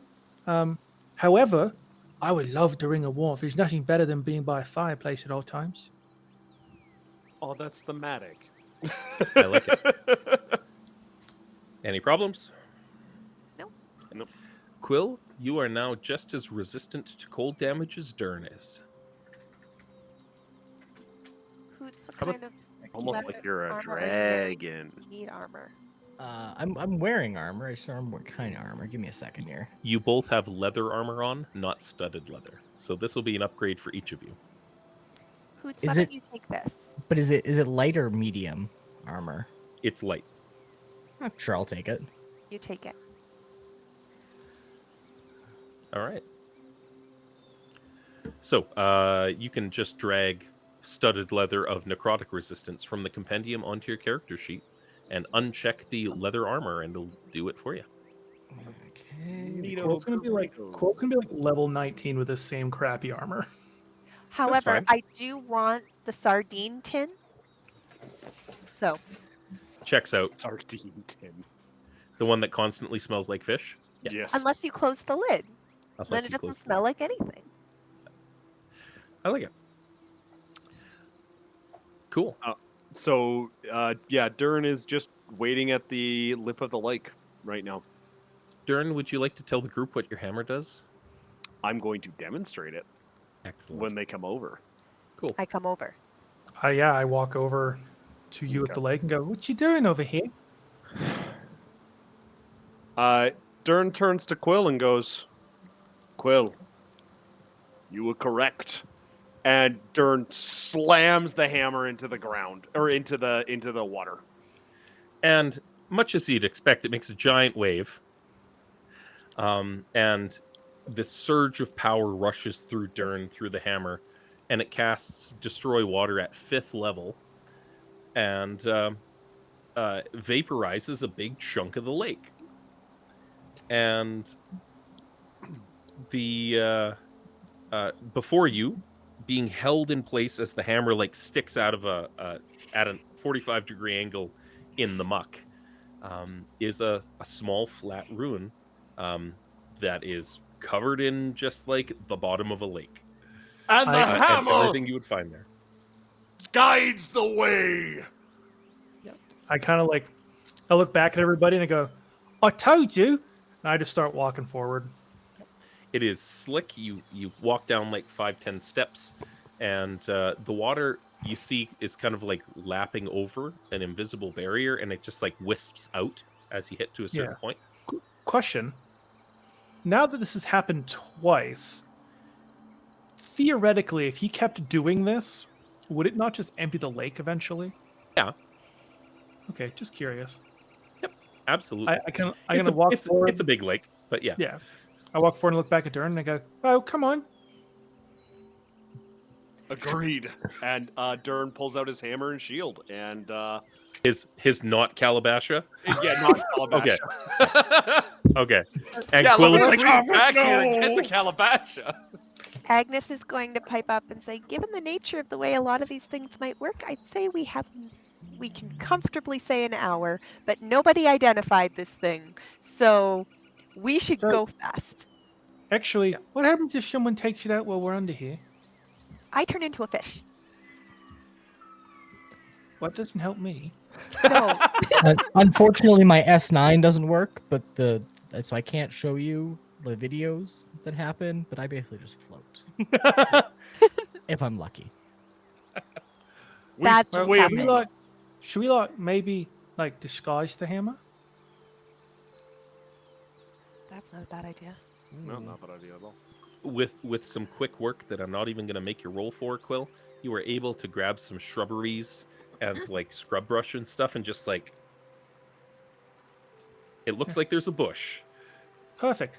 No, see now, Quill, not even thinking, is like, now no one will see that there's a hammer, completely ignoring this giant hole in the water.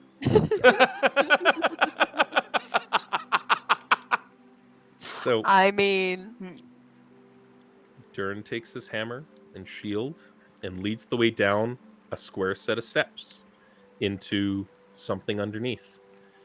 And we're going to cut to break a little early with that, Oh, oh, because it's 7:45 and James really has to pee.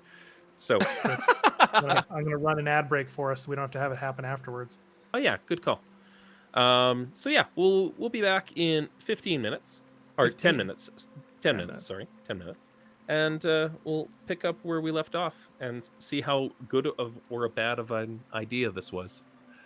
it's a Don't worry. terrific idea. See y'all in best. a moment. Great idea.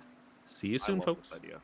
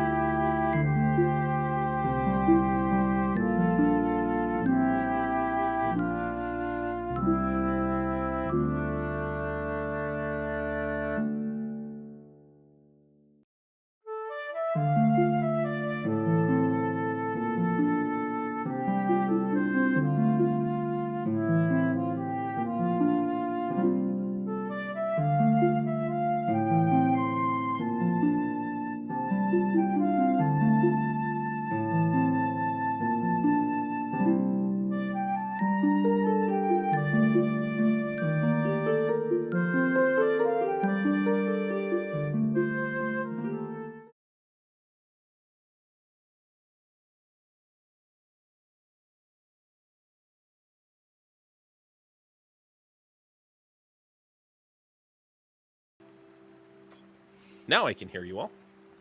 Try that again. Great webcomic. Exceptional webcomic. They didn't technically hear me say I bought the horse a prostitute, but you know, What webcomic is this? least I could do. Yeah. Oh, yeah.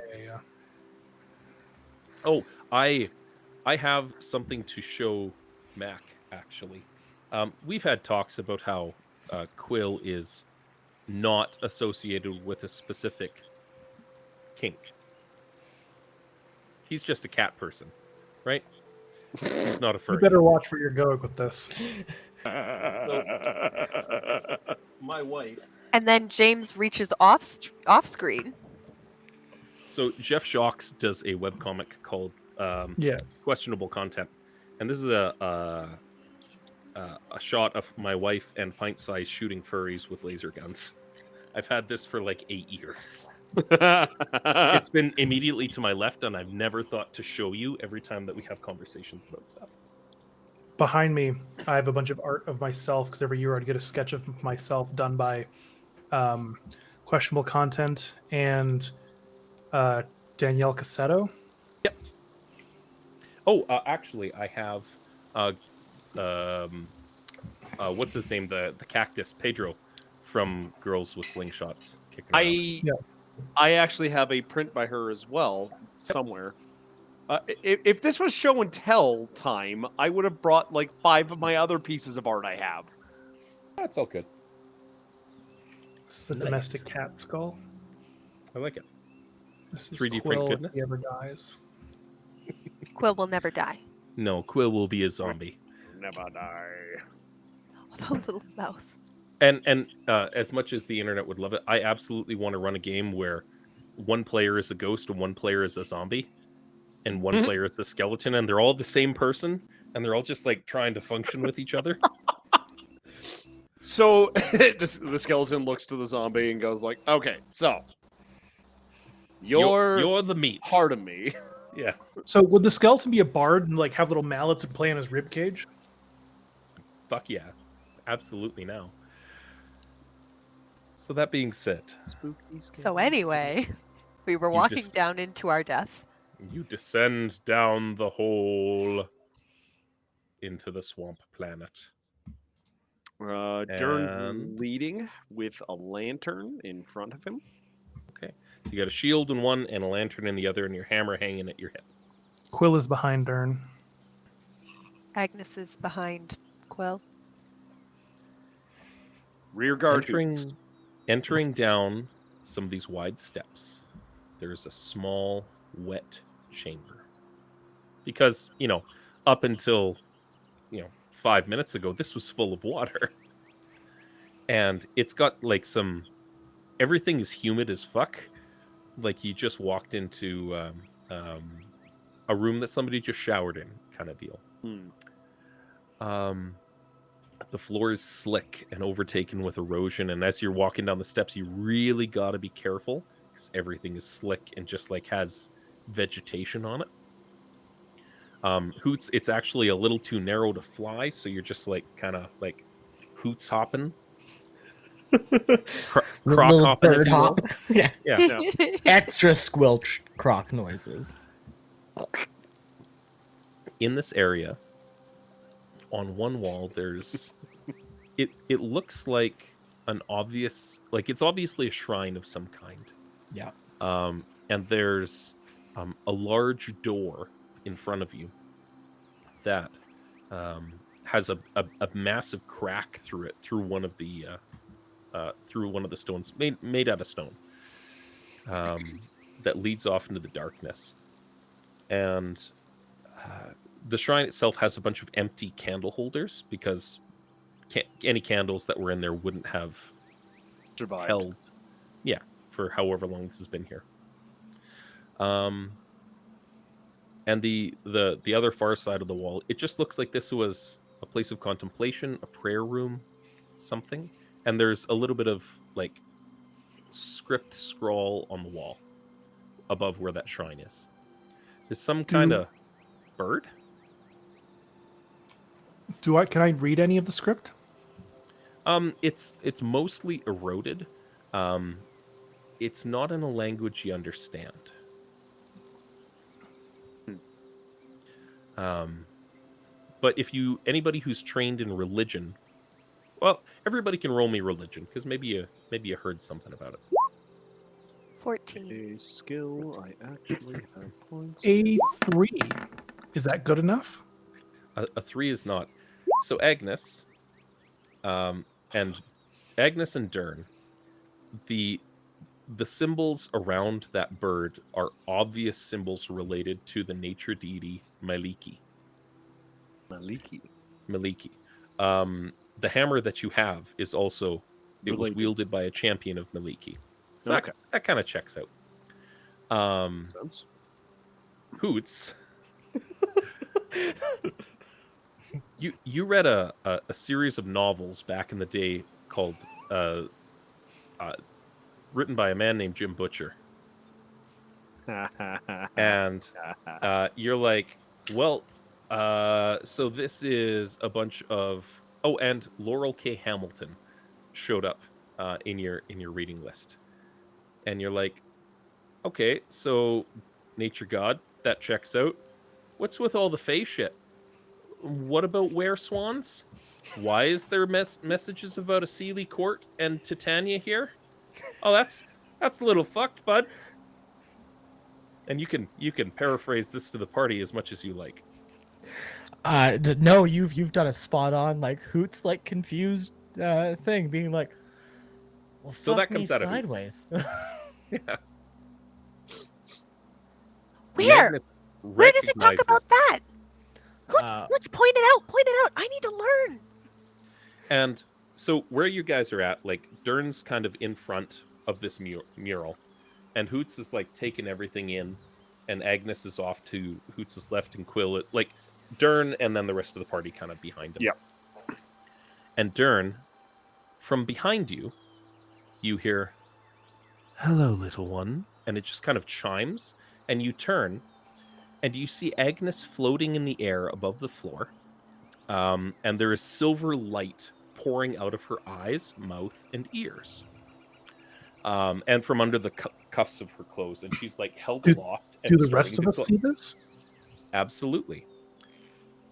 And standing before you, where Agnes is a tall, graceful-looking woman, gossamer sweeping clothing, and down that appears to be attached to her pale skin. Where her eyebrows, her hairline is, it's all just like fluffing down. And there's this long, pronounced neck. Think like the Camino cloners in Star Wars, where it's like it's A off-puttingly little long. bit longer. Yeah. And it seems kind of fluid, as though it could drift in any direction it chose. And superimposed inside that image is the floating, glowing Agnes. And everything just like stops. And you can hear and you can think time stops. And in front of Durn, you see this figure of Agnes kind of move and drift as though clad in silks and moving underwater.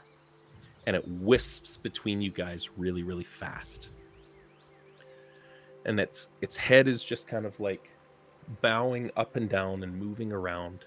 I'm gonna just use my hand because it's easier that way. It has a face at the end of that long neck. Take a gander at that. It's not something you see every day. Hey, gander. And it says to Durn, I am an intermediary. Tangential at best, honestly. If I didn't still have a semblance of a temple remaining here, I wouldn't have bothered. But you're some odd ducks.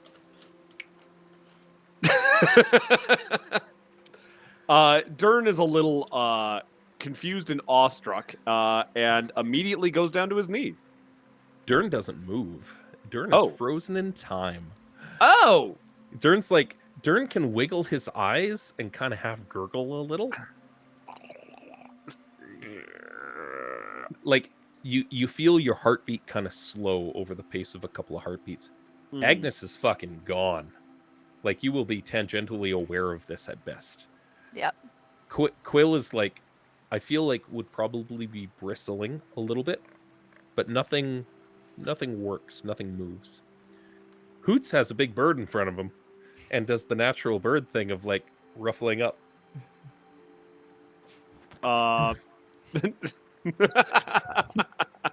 And she presenting very much as she.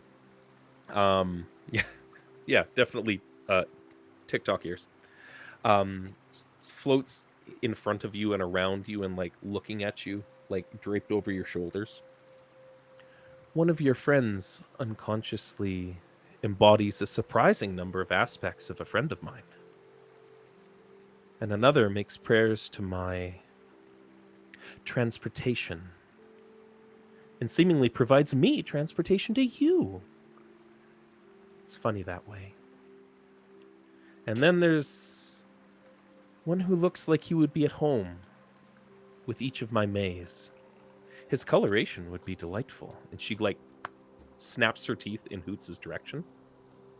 She has a human face at this point. The machinations of your benefactor are concerning, Durn. I'm pleased that you were receptive to my suggestions. This place will likely return to nature. That piece upstairs was created with the current nature deity overseeing this plane in mind. I don't recommend dishonoring it. She's a little sensitive. And she runs like a soft, downy hand across Durn's shoulder and kind of bends around and says, "You remind me of my mistress's chair. Odd that. Silver, scaled, cold, big." And she kind of moves fluidly across to where Quill is. And she says behind her, she's not facing you anymore, Durn. Mm-hmm. You're going to need to figure out for yourself where your motivations lie, Durn. This is a dangerous world, full of all sorts of strange things and wondrous potential. And she boops Lou on the nose. Just a little bit. And Lou's just like, Slump. and like a spoon ringing against a crystal glass. Something chimes out and you feel a vibration in your shirt, Durn. Regardless, and she kind of wisps around again, and just kind of like leaning in beside Hoots at this point and just like looking at his face and taking everything in. Wondrous coloration. Cobra chickens. You would make wondrous Cobra chickens. I appreciate you removing the pollutant from the area. Balsheen will likely take up ire against you, but a person without enemies isn't really shaping their own story. My experience has taught me anything. And she starts like ruffling Hoots' feathers a little bit, like ruffling them right up and then like smoothing them down. I hope you'll take my suggestions. Maybe chat up the Master of Flowers. Or take after your little feline friend here and follow his path to Zorquan. We certainly don't need any more Titans about. So the next time Kulsir comes with... Oh, it looks like this one's been stretched a little bit too far. And you start seeing the silver mercurial liquid oozing out of Agnes's orifices and running down her face. And she's like...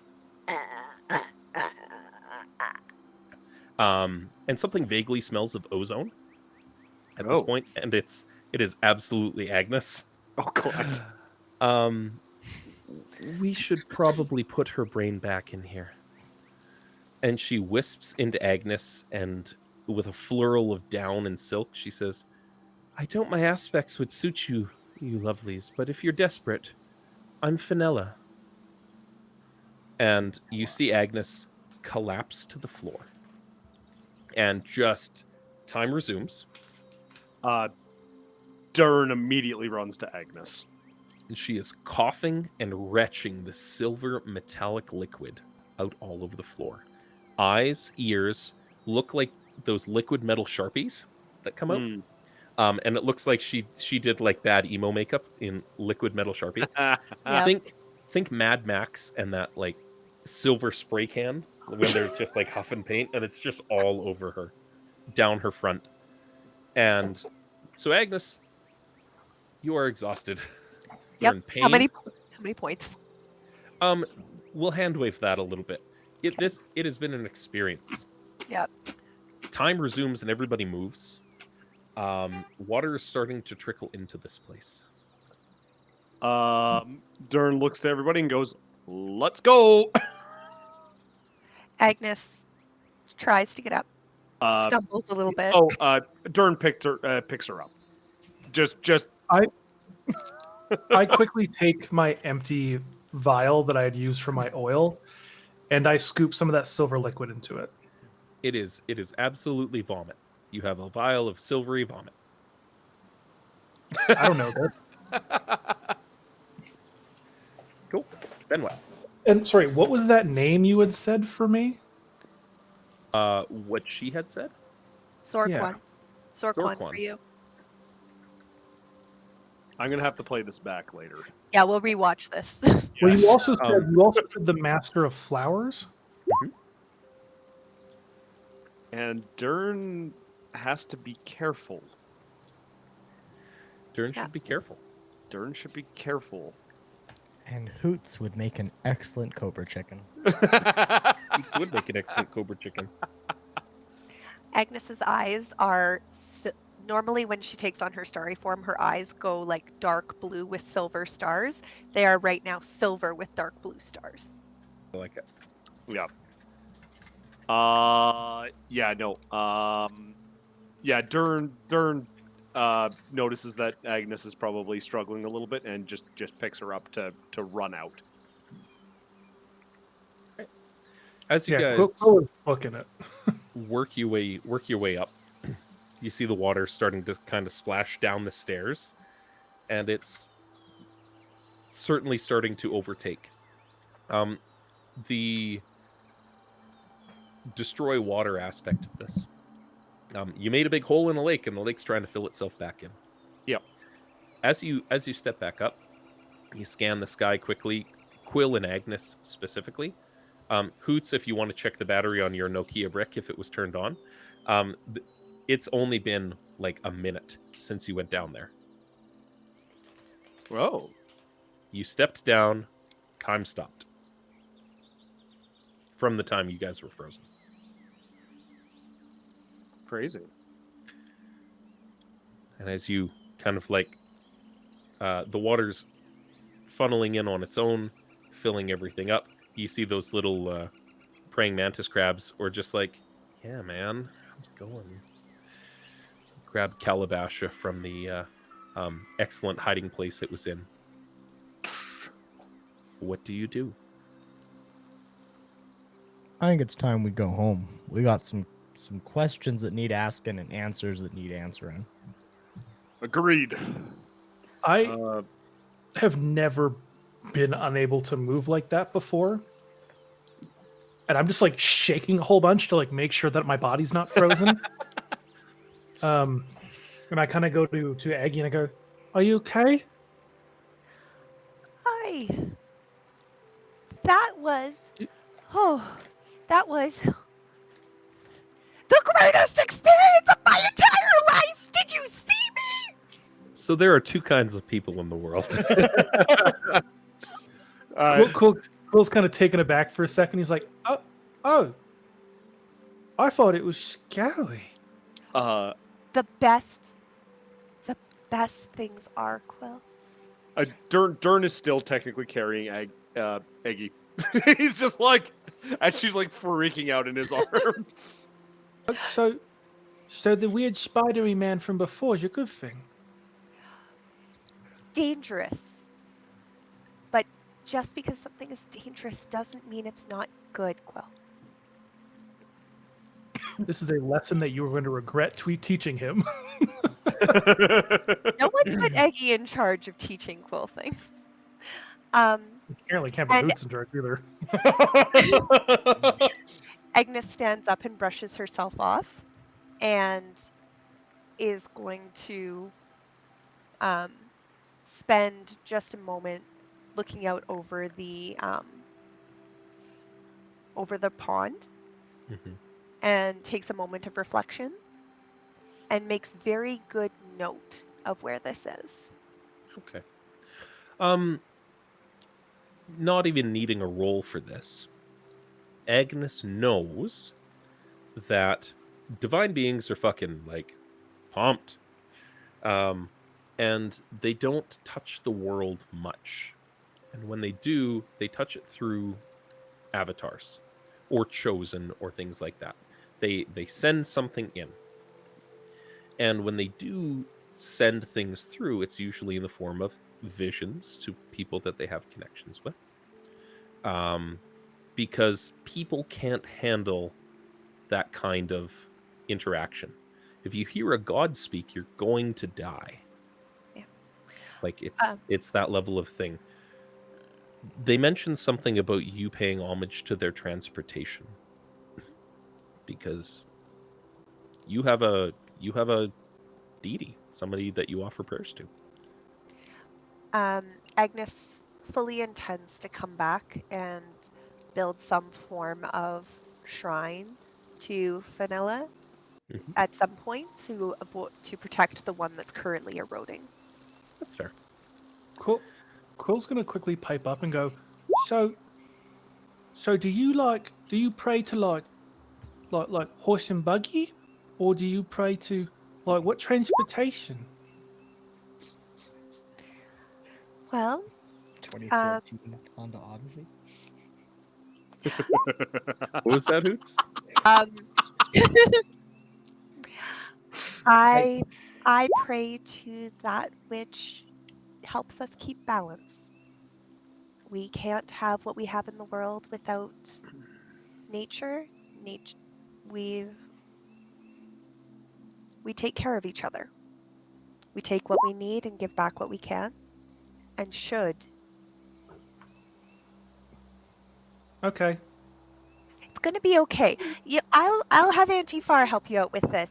I'm still pretty new, just like you, and but I No, think it's fine. That answer is perfectly fine. well, it's see. Here's the thing. Here's the thing. Um, I've been waiting my whole life for something like this, and I just don't know what I'm gonna do with all of this new knowledge that I have. And she looks like big eyed. I can't get big enough eyes. You should make friends with it.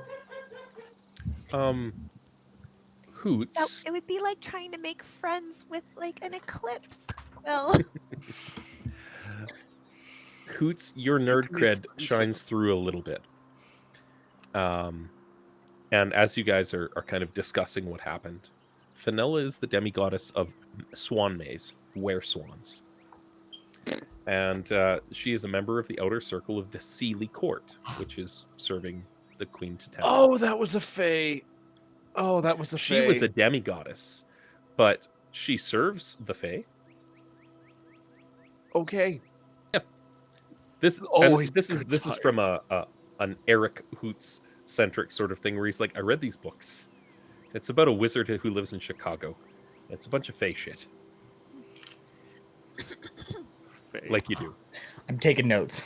Yeah, I've thrown the names of the quote unquote name drops into chat for your personal notes.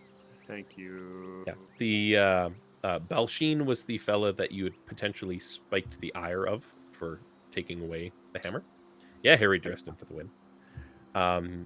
Durn, she had mentioned you seeking out potentially Zorquan or the Master of Flowers. The master. Wow. Mentioned that your hammer was a weapon in service of Myliki, Mhm. and that Kosir could fuck right off, and you should cut that shit out. Yeah, for the players' knowledges. So you find yourself standing on a lakefront, and there's a big gushing of water leaking back into a hole. What are you doing? I think he said it was correct. I think it's we need to head back. I think it's time to. Would you like to head back on the same route that you took previously? It was the safest, wasn't it? Give or take. I think Durn would suggest that to the crew. That's probably the best. I mean, unless we find something else in the forest worth following after, because obviously the forest is the right place to be. Well, looking at our map, and Quill being good with this sort of thing, technically, it would be like 1, 2, 3, 4, 5, 6, 6 times faster to go through the forest. Agnes is gonna go to Hoots and be like, so the hammer can destroy water. Do we think that's all it can do? Didn't the vision have more colors? Well, from my understanding, is that the hammer might only destroy water here. I can't really get a good vibe on it. It's Durn, you are free to share as much or as little about that hammer I as you guess want. I guess I know, eh? You do. Okay. You are attuned to Durn, it in a certain way. Durn looks to them and goes, I think I know what this can do. And he just kind of goes, I think I can create or destroy water.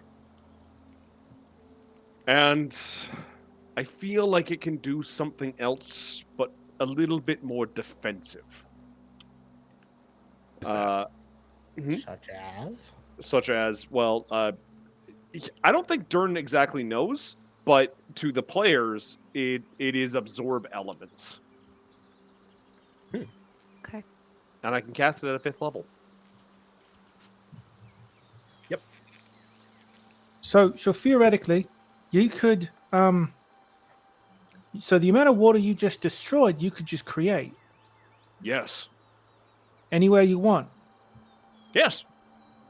And it didn't just like evaporate so much as it got sucked into the tip of that gourd hole at the top, sucked into the bottle. So you can use your giant hammer to burst out all over the ground and like flood things. Yes. Yes, or I make can. it rain. Durn can make it rain. Water. Technically, today I can do that too. Together, we could really ruin someone's day. Essentially, it's got a number of Really charges ruin a equal to the bonfire. wielder's proficiency bonus. Mhm. And when you burn a charge, you can cast Absorb Elements or Create Destroy Water. And both of those spells are upcast to 5th level. Damn. Do you know how many? Can you share how many charges it has? A number of It's- charges equal to your proficiency bonus. So 2. Okay. That will So you could, like- gradually grow with you. You could like really fuck up a goblin cave. You could. Oh, yes. That's a thing. And So- it's a +1 Warhammer to boot. And it's a +1 Great. Warhammer. So, Durn, you are attuned to a +1 Warhammer. We will add it to your character sheet later for the math purposes and stuff. Yes. now That's the thing. to answer back on the going through the forest thing. Now I understand that we think that it's faster and in all rights it should be. However, I don't know about you, but after all this, sleep ain't really knocking away the tired the way it should.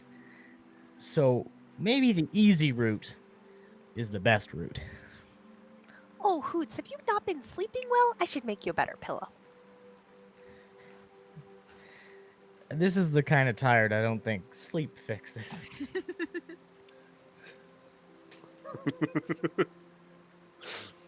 Well, if you don't want to go through the forest, we might as well get a move on then.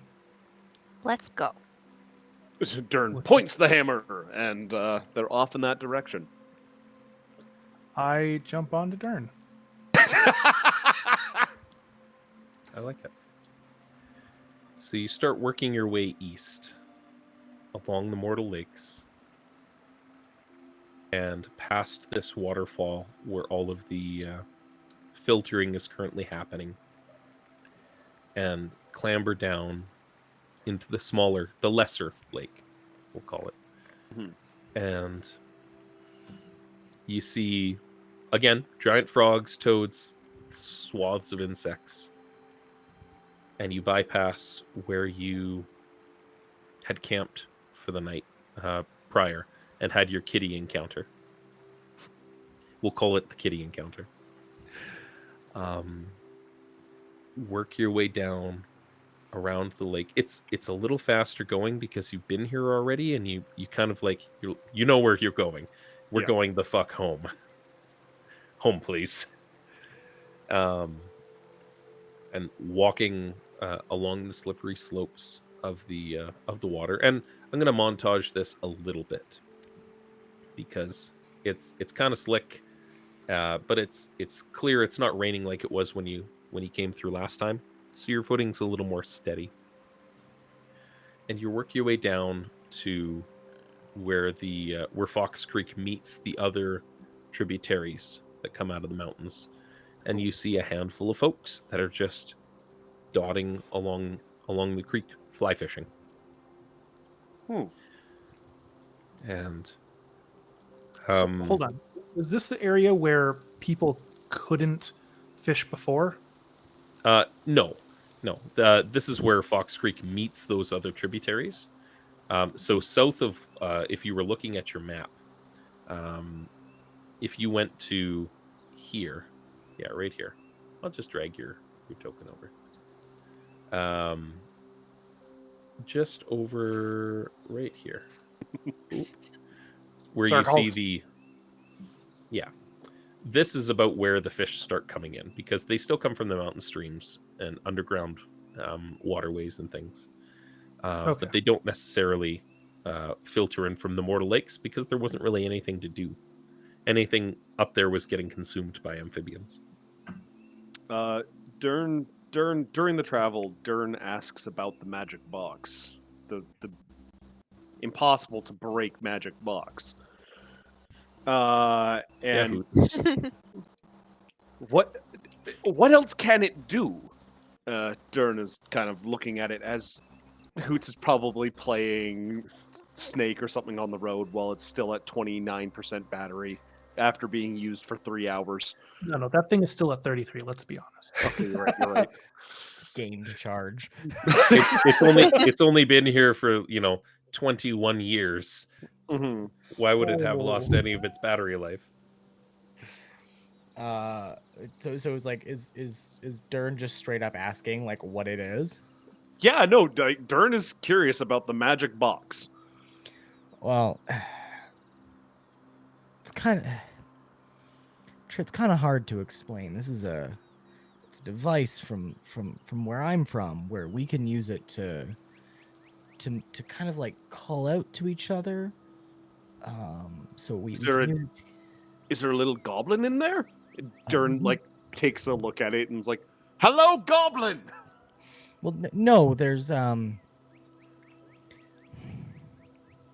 like a rock inside that's special, and we inscribe runes into it in a very specific way, such that it basically allows it to connect to a grand network of other devices like this, and those devices can then be used to communicate with anyone who has this or a device similar to it, but that is fixed in one's home.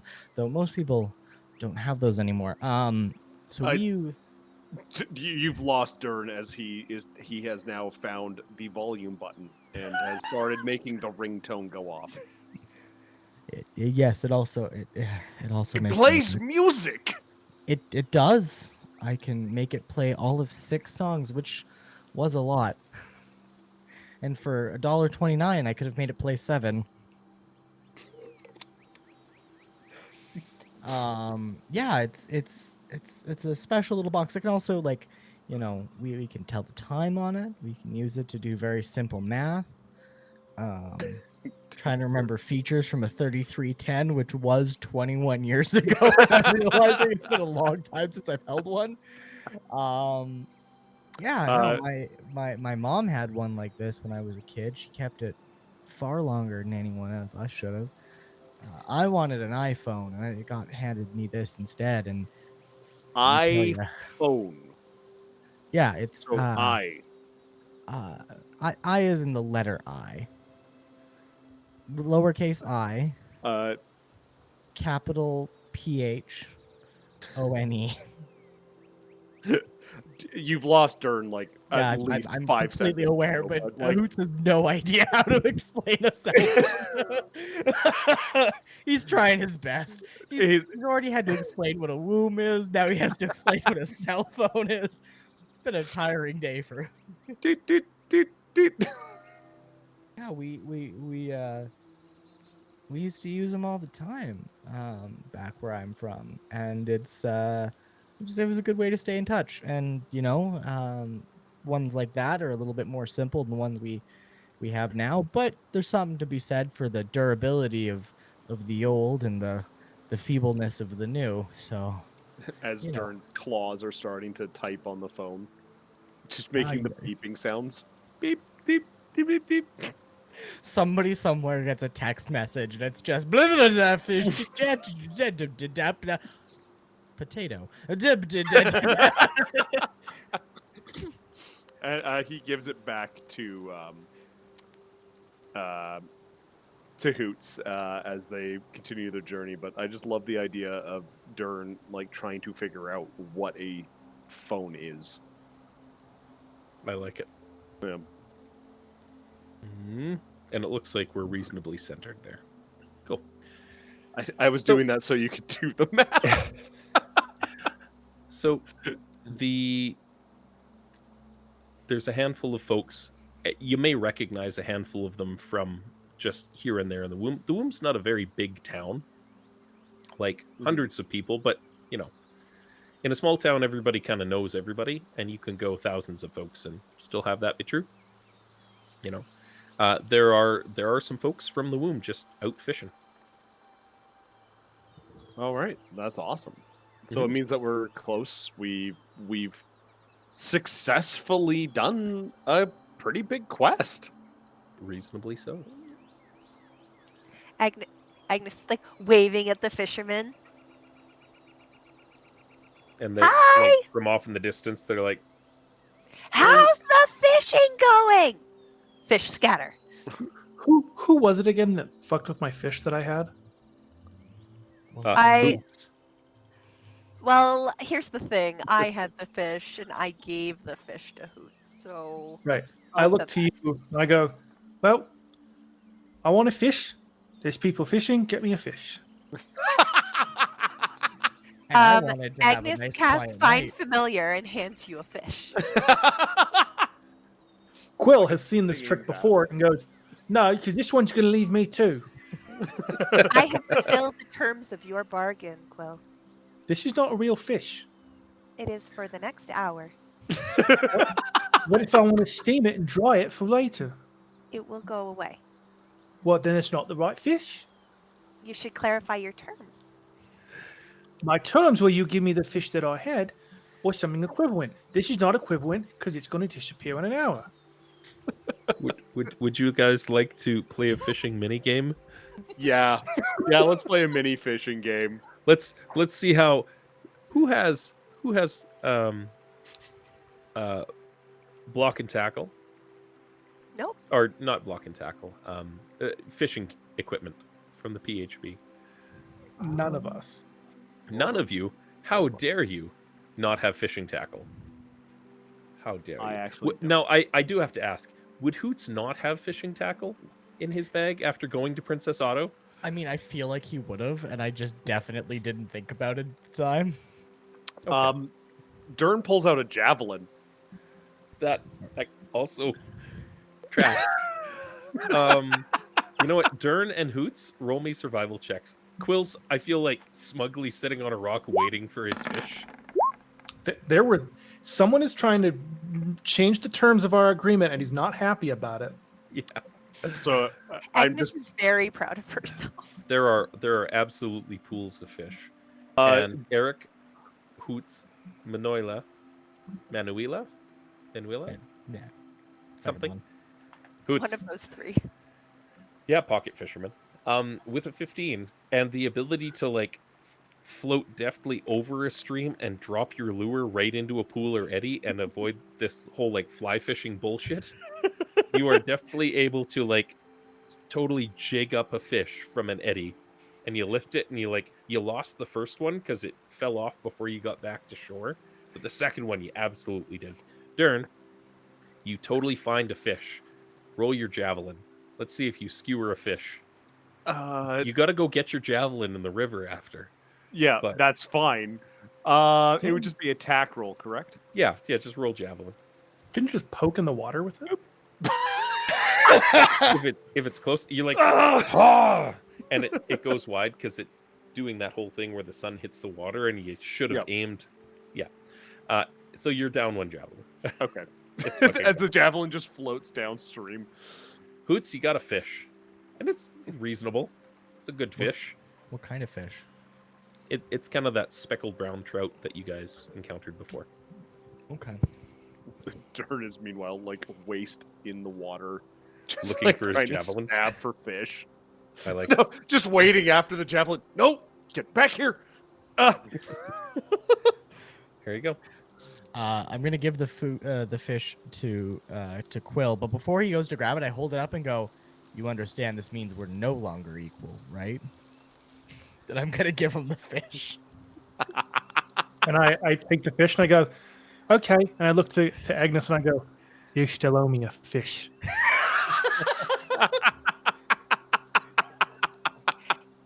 Your recollection of events and mine differ greatly. I like it. I'm the one who lost something. So my recollection of events would technically be the more right one because I'm just trying to get what's mine, and you're trying to tell me something different. I like to think that Agnes and Quill are like Agnes is a big Fae nerd and really likes the intricacies of how things are worded, and really does feel that we are even. Yeah. Quill lost his fish. Quill got a fish back.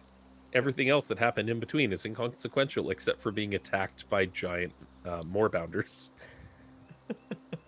Can anybody see my javelin? It's fucking gone. Oh, you rolled a 1. All that jazz. Sorry. You- I don't even acknowledge this. I'm just staring at Agnes, and I'm like, And I'm like, Durn So- is being attacked by fish. The road is before you. And goes ever on and on. having taken the time to come down to the fishing spot to get Quill his fish. The road is clear and free as you move forward. No, not needing to hoof it cross country in Velociraptor territory.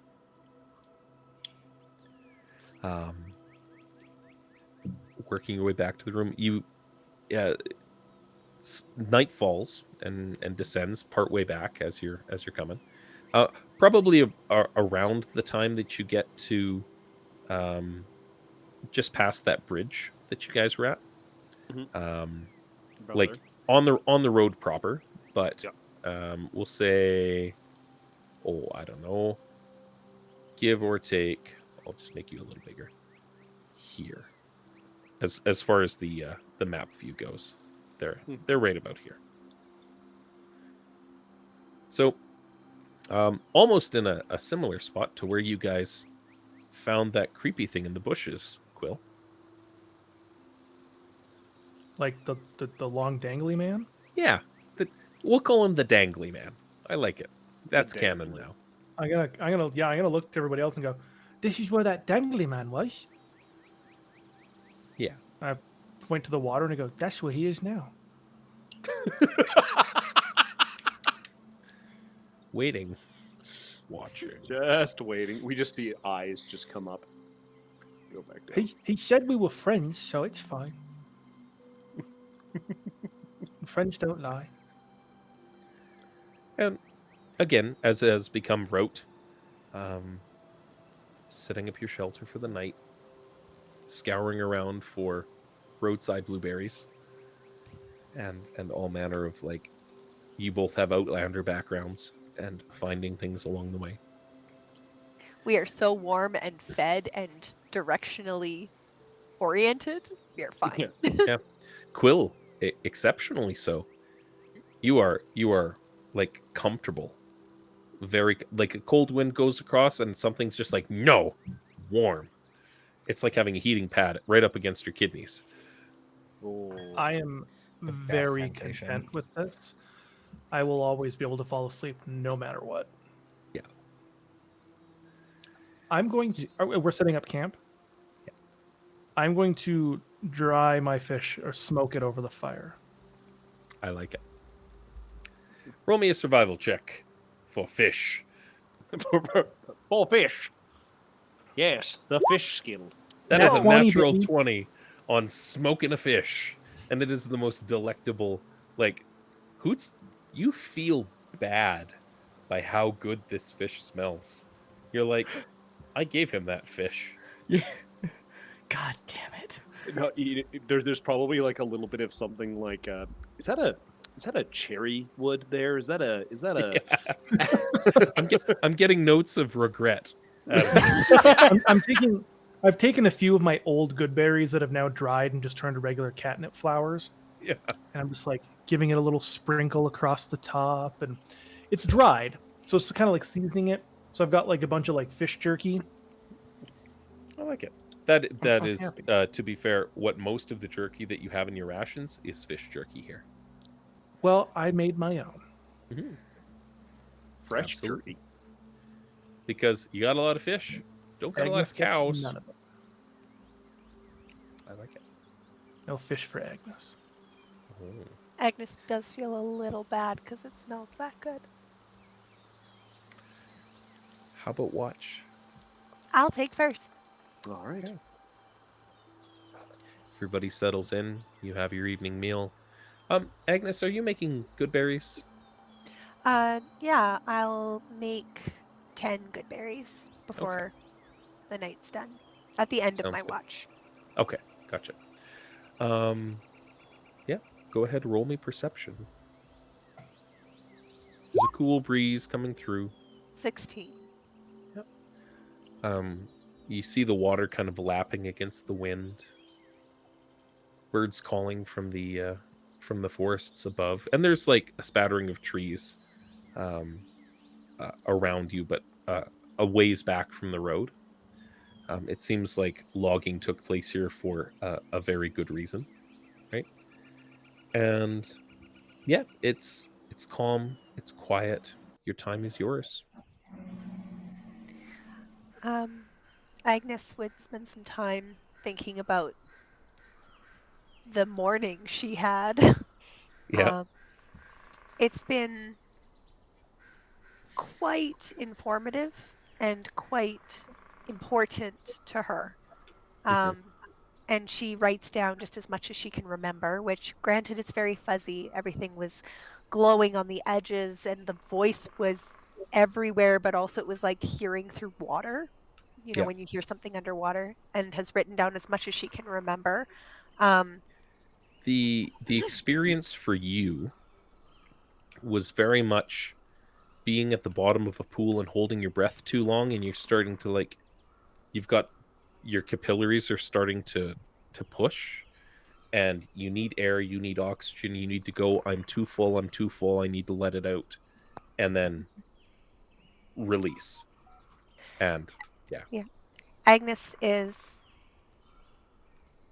frightened and excited by the opportunity. I like it. I will absolutely say, Quill, that vial of puke that you have, totally holy water. 100% Nice. counts as holy water. It I'm glad I smells grabbed it. horrendous. Look, you know what? One time at Punk Rock Bingo, we won a prize we didn't know what it was, and it turned out to be a recently surgeried beagle, and it was a giant hairball from its stomach. So I'm picturing that in my mind. I Yeah, that was see. a bingo prize. That's terrible. Put Agnes down for scared and horny?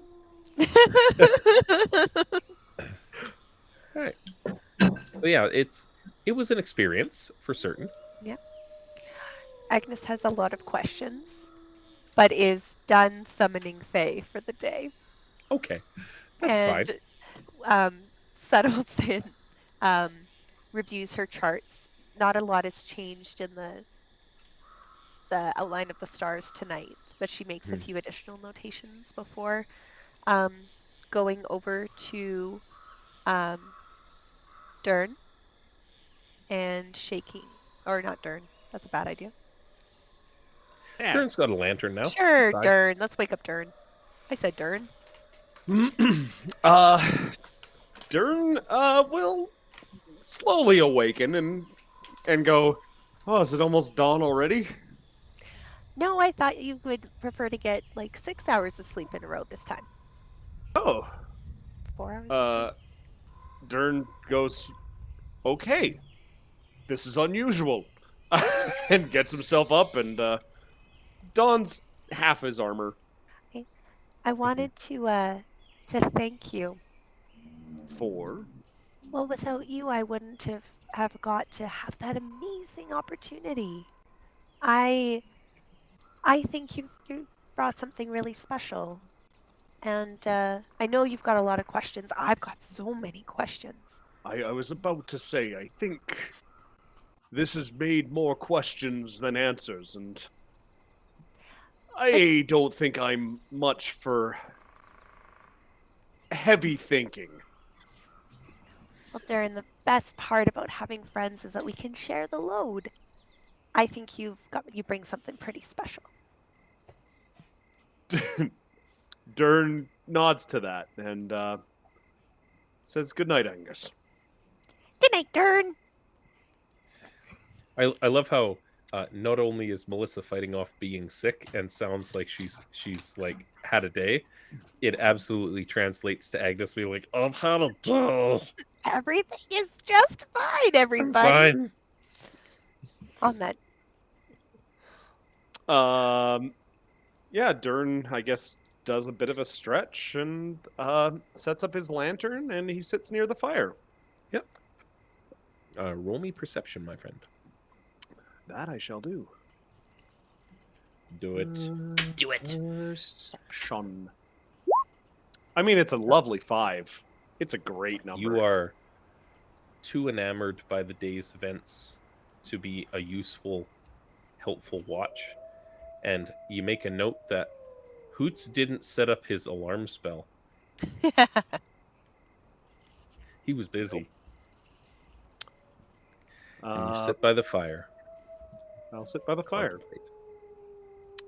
Contemplate. I think Durn will pull out the puzzle box again. Slightly bigger this time. Slightly bigger this time.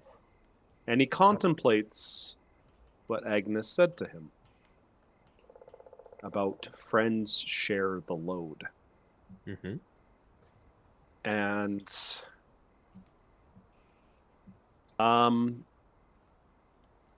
he doesn't he'll fiddle with the puzzle box for a little bit. But he plans on waking up Hoots. And he thinks about that for a little bit, and then he decides that he's not ready for that. And he will wait for his time to be up and wake up Quill. Okay.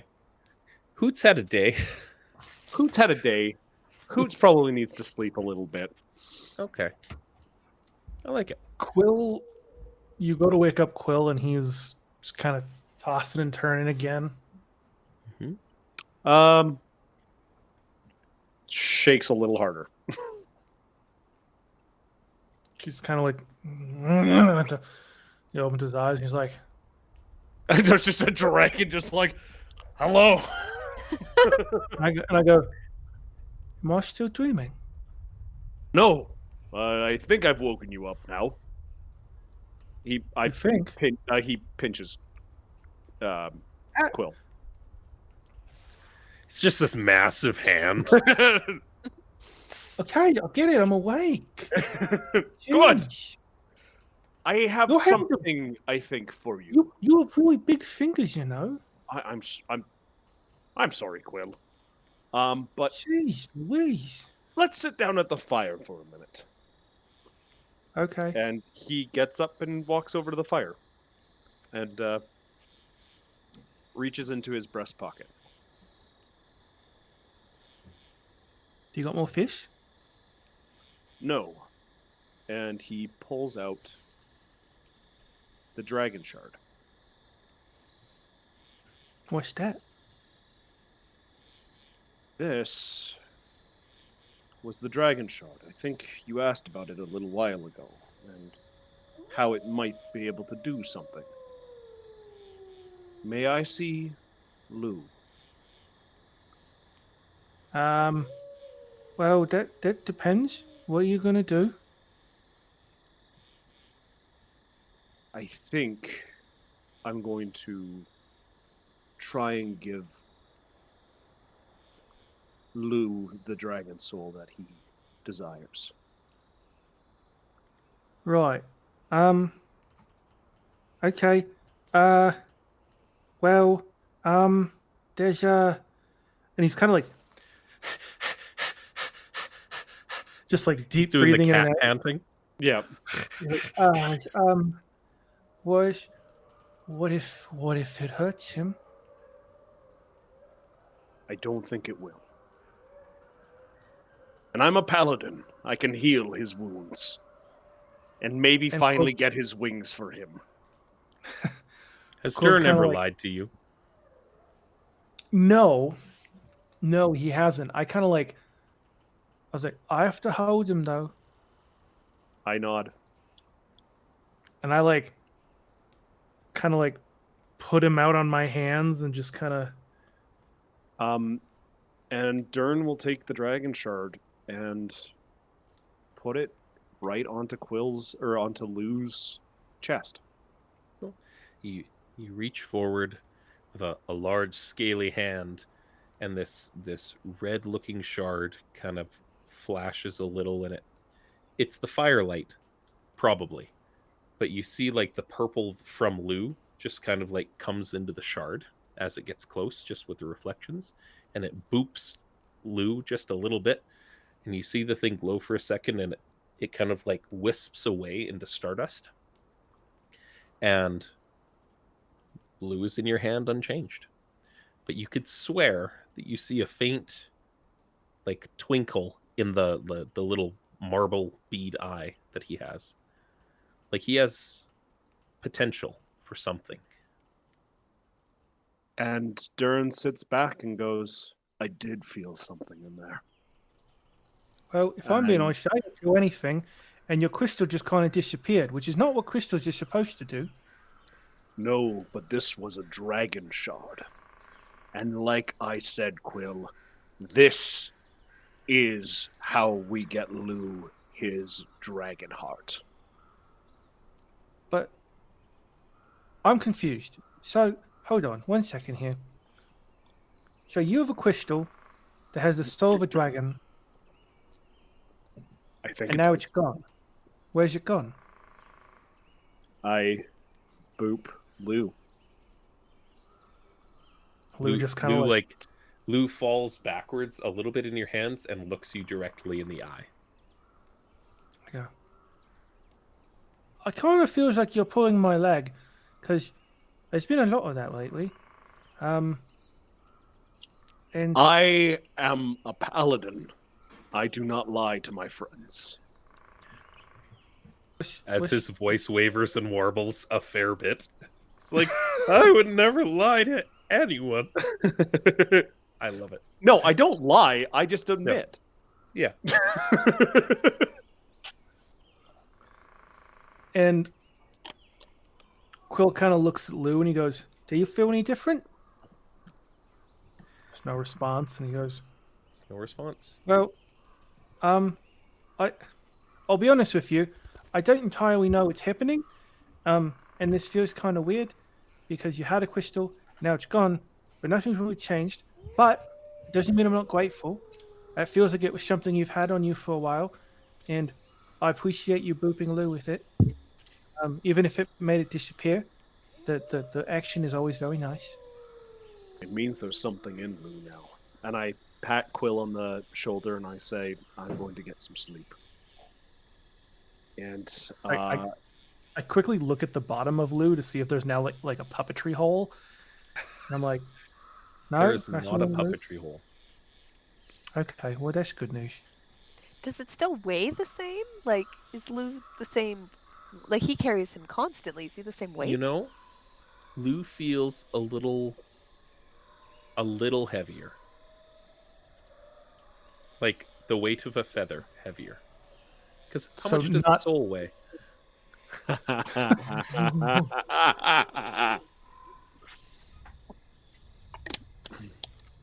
Yeah, And- I don't notice any of this. Yeah. You're just going to bed? yeah, Durn just smiles and goes, I think I've done something good. And 21 grams. and walks to the bed and just says, have a good night, Quill. And I'm you like- too, Lou. And I'm like, you too. Quill is very confused. And he just kind of like sits at the fire and he kind of like puts Lou on the log again that he kind of always builds up for him. And he's like, okay, so I don't feel any different. I don't know if you feel any different. You don't look like you feel any different. So do you feel any different? And there's like no response, and I'm like, well, okay, that so thought. And you're like, I don't feel any different, and you don't feel any different. And Lou falls off the log. You're not touching him, and there was no gust of wind. I'm like, oh dang it, I built the stupid chair wrong. I like pick Lou up and I like just put him flat on the thing without any like fancy little wooden You like chair. settle the fluff and the beads in his butt, and he's solid now. Yeah, I'm like, okay, there we go. Okay, so I'm gonna roll my perception first. Yeah. Just so this, while I'm talking. 10. You're like, oh, there's nothing around here. There's just those dangly men, and they were pretty nice. We don't even have to care about right now. It's great. Just dangly men. Perfect. I Why does it always happen on his watch? you said there was dangly men? No. Don't worry about this. this, Is more just like this is more like Quill's take of like, no, this is the place we camped before. There's just dangly men. Things don't hurt us here. Everybody's really nice. Perfect. So I kind of I go back to talking to Lou, and I'm like, I really appreciate Durn. He's done a lot of good, he's done a lot of protecting of us. But he's very confusing. Because he did some weird magic trick earlier here, and I don't know what it was. I don't know if anyone else knows what it was. And for all I know, it was nothing. But it could also mean that you are about to potentially eat everybody here. So, I think we need to set some ground rules for a second here. You are not allowed. I'm talking to a stuffed toy, and I'm like, you're not allowed to eat anybody that I don't tell you to eat. So that's pretty much nobody at the time. And don't eat anybody. That's my only request. The fire is twinkling against Lou's, like, are they marbles or beads? Beads, I think you said. they're kind of like polished stones. Yeah, like the stuffy eyes. They're just like twinkling against it. And for just a moment, with your keen tabaxi senses, you see you could swear that it was like he understood, but in a different way than he normally understood. There's something there, and it's probably just the fire, and it's probably just it's been a weird day. Because it's still just Lou. But yeah. It's probably nothing. I wouldn't pick up on it in that way. I'd be like, Yeah. So And I kind of like pause for a second. I go, I know I said I didn't do this last time, but now I'm kind of curious. And I kind of pick Lou up and I go towards a tree and in Sylvan, I say to it, so, can I talk to you for a second? To a tree. Yes.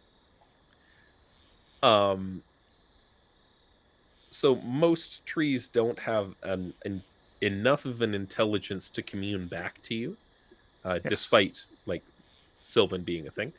I didn't think so. But the tree itself, like, yeah, it gives a creak and a groan, and the wind brushes through its leaves.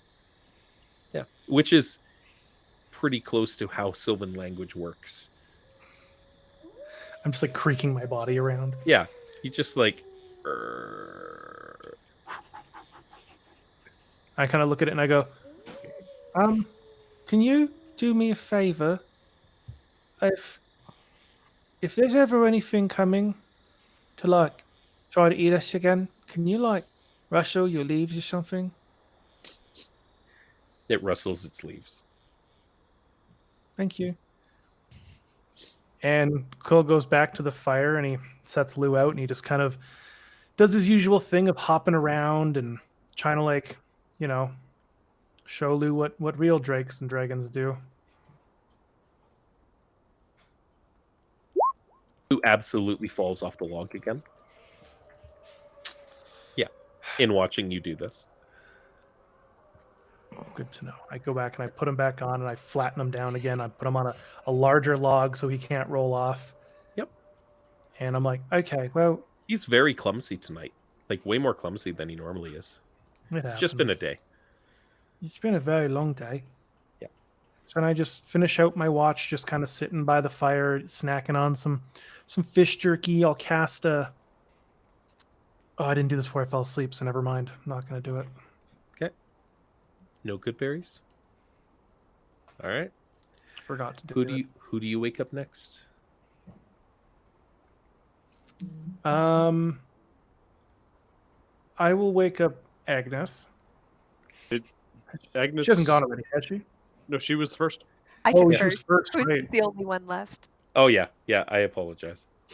I was Yeah. just gonna let it play out and have Hoots wake up in the morning being like, I feel like I slept through the whole night. I kind of go up to Hoots and I poke him with my tail to rouse him.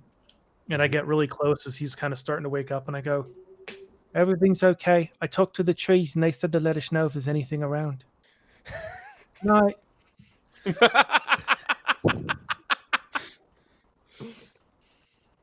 It's just Hoots.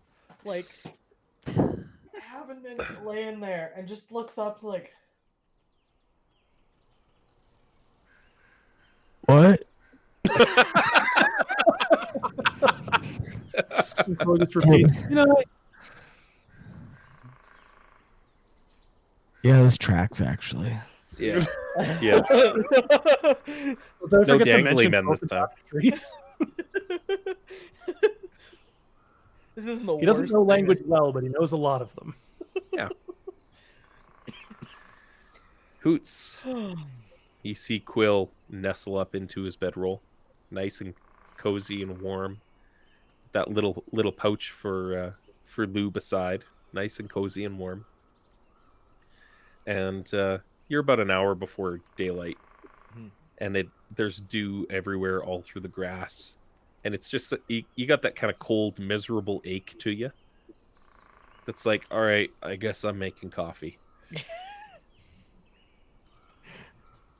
He's gonna try and brew a very strong version of the mushroom fake coffee that Agnes has been consuming. Just like, I think she puts in 2 scoops, so 6? That tracks. That's about right. What he gets is basically like just like tar water, and he's like, I've drank worse at small airports. This actually looks pretty tasty. And yeah, he's I suppose I should probably do my perception roll. Yep. Right. I was about to say Hoots is probably like, I've had burnt Tim Hortons. This is better. I've been to the Seattle airport. This is better. Oh Yeah, no. Hoots is cold and distracted, and fuck this place. It's been a day, and the day doesn't feel like it's over yet. That's a natural one for those playing at home. Yeah. Indeed. Okay. Hoots is with his last watch kind of before everyone else gets back up. He's gonna try and make a call on the phone. Just a number he's got memorized off the top of his head. And 8675309. Sorry, I thought it would be the 250 Scruff McGruff. Take a bite. 60652. Yeah. And it boop, boop, boop, nothing. And just kind of like to himself, to no one else, is like, that's probably for the best. He's gonna put the phone back away in his bag. And yeah, he's just gonna sit and vibe until watch the sunrise. Is it a lady? Do you have a lover? Or something. Or was she more of like a almost lover that you'll never see again? You'll just have to ask the right questions at some point. Quill, My responses are pre-programmed. You must ask the right questions. Press 1 for agent. For service in English, press 2. Parlez-vous en There's- français? Yeah. With a natural 1 on the perception roll, you are lost in your thoughts. You are not paying attention to the surroundings. And thankfully, the dangly men are off collecting things off in the distance, but you absolutely do not see them. They are 100% there, going through the tall grass, collecting little bits and bobs, and you do not notice any of them. And the good news is there's no tree going crazy, which means they are friendly. Oh, the wind is absolutely blowing through the trees, and they're making as much noise as trees normally do. But yeah. You have 2 hours to yourself. Aside from the call, is there anything else that you would think to do?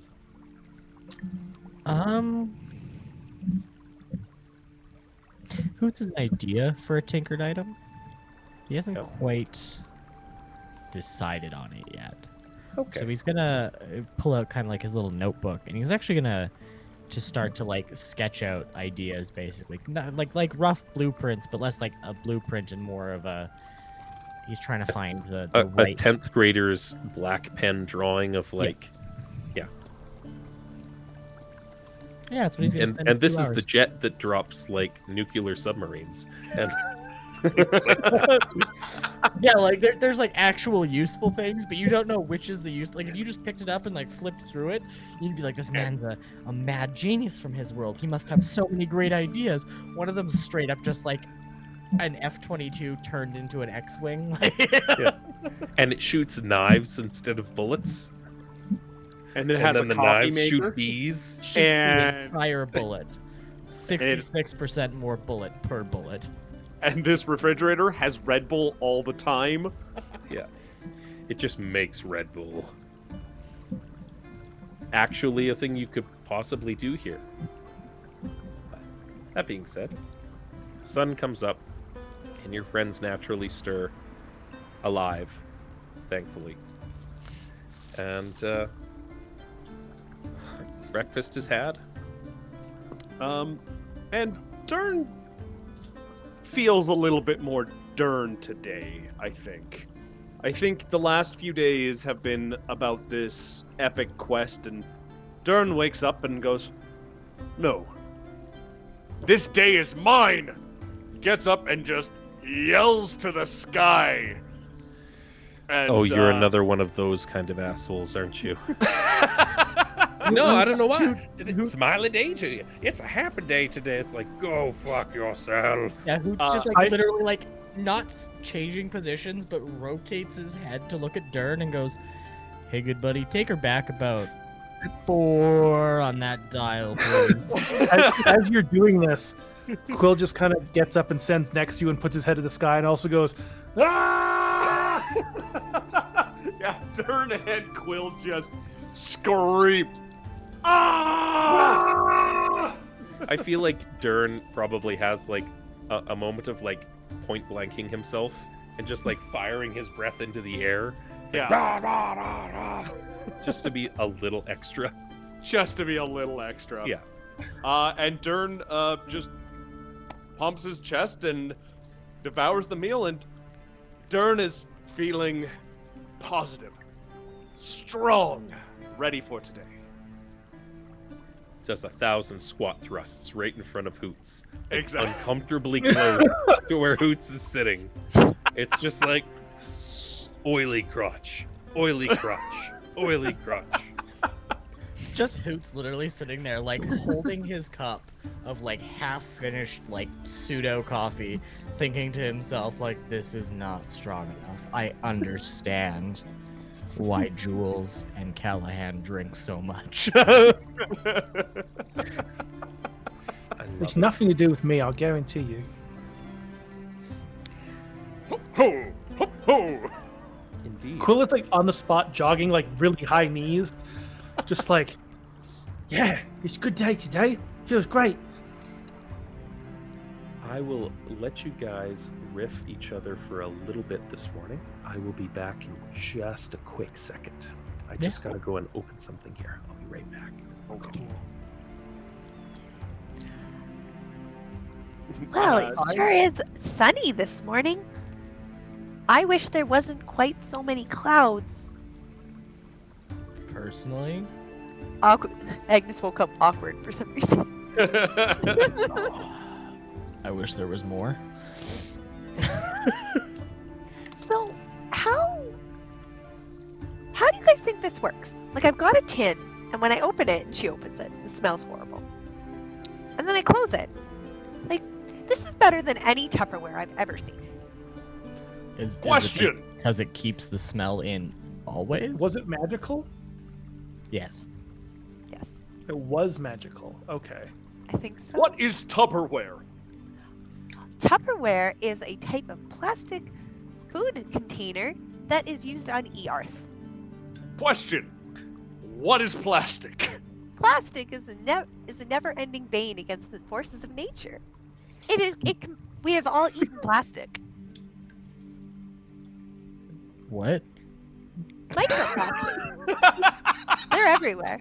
But just like, I'm just imagining Hoots has never heard this before. And he's just like, sorry, say that again? What do you mean I've eaten plastic? That... I've never... Does it taste good Well- at least? You know, I probably happens have. What happens if you put something else in it? In the container? Yeah, put something in it and see what happens. Well, I open it up and I look inside to see what smells so bad. And James just came back, and inside the tin I see... An oily residue scraping the inside. It smells like an old rotten can of fish. Perfect. I'm going to take an acorn, and I'll take one of my good berries. I'm going to put a good berry in it.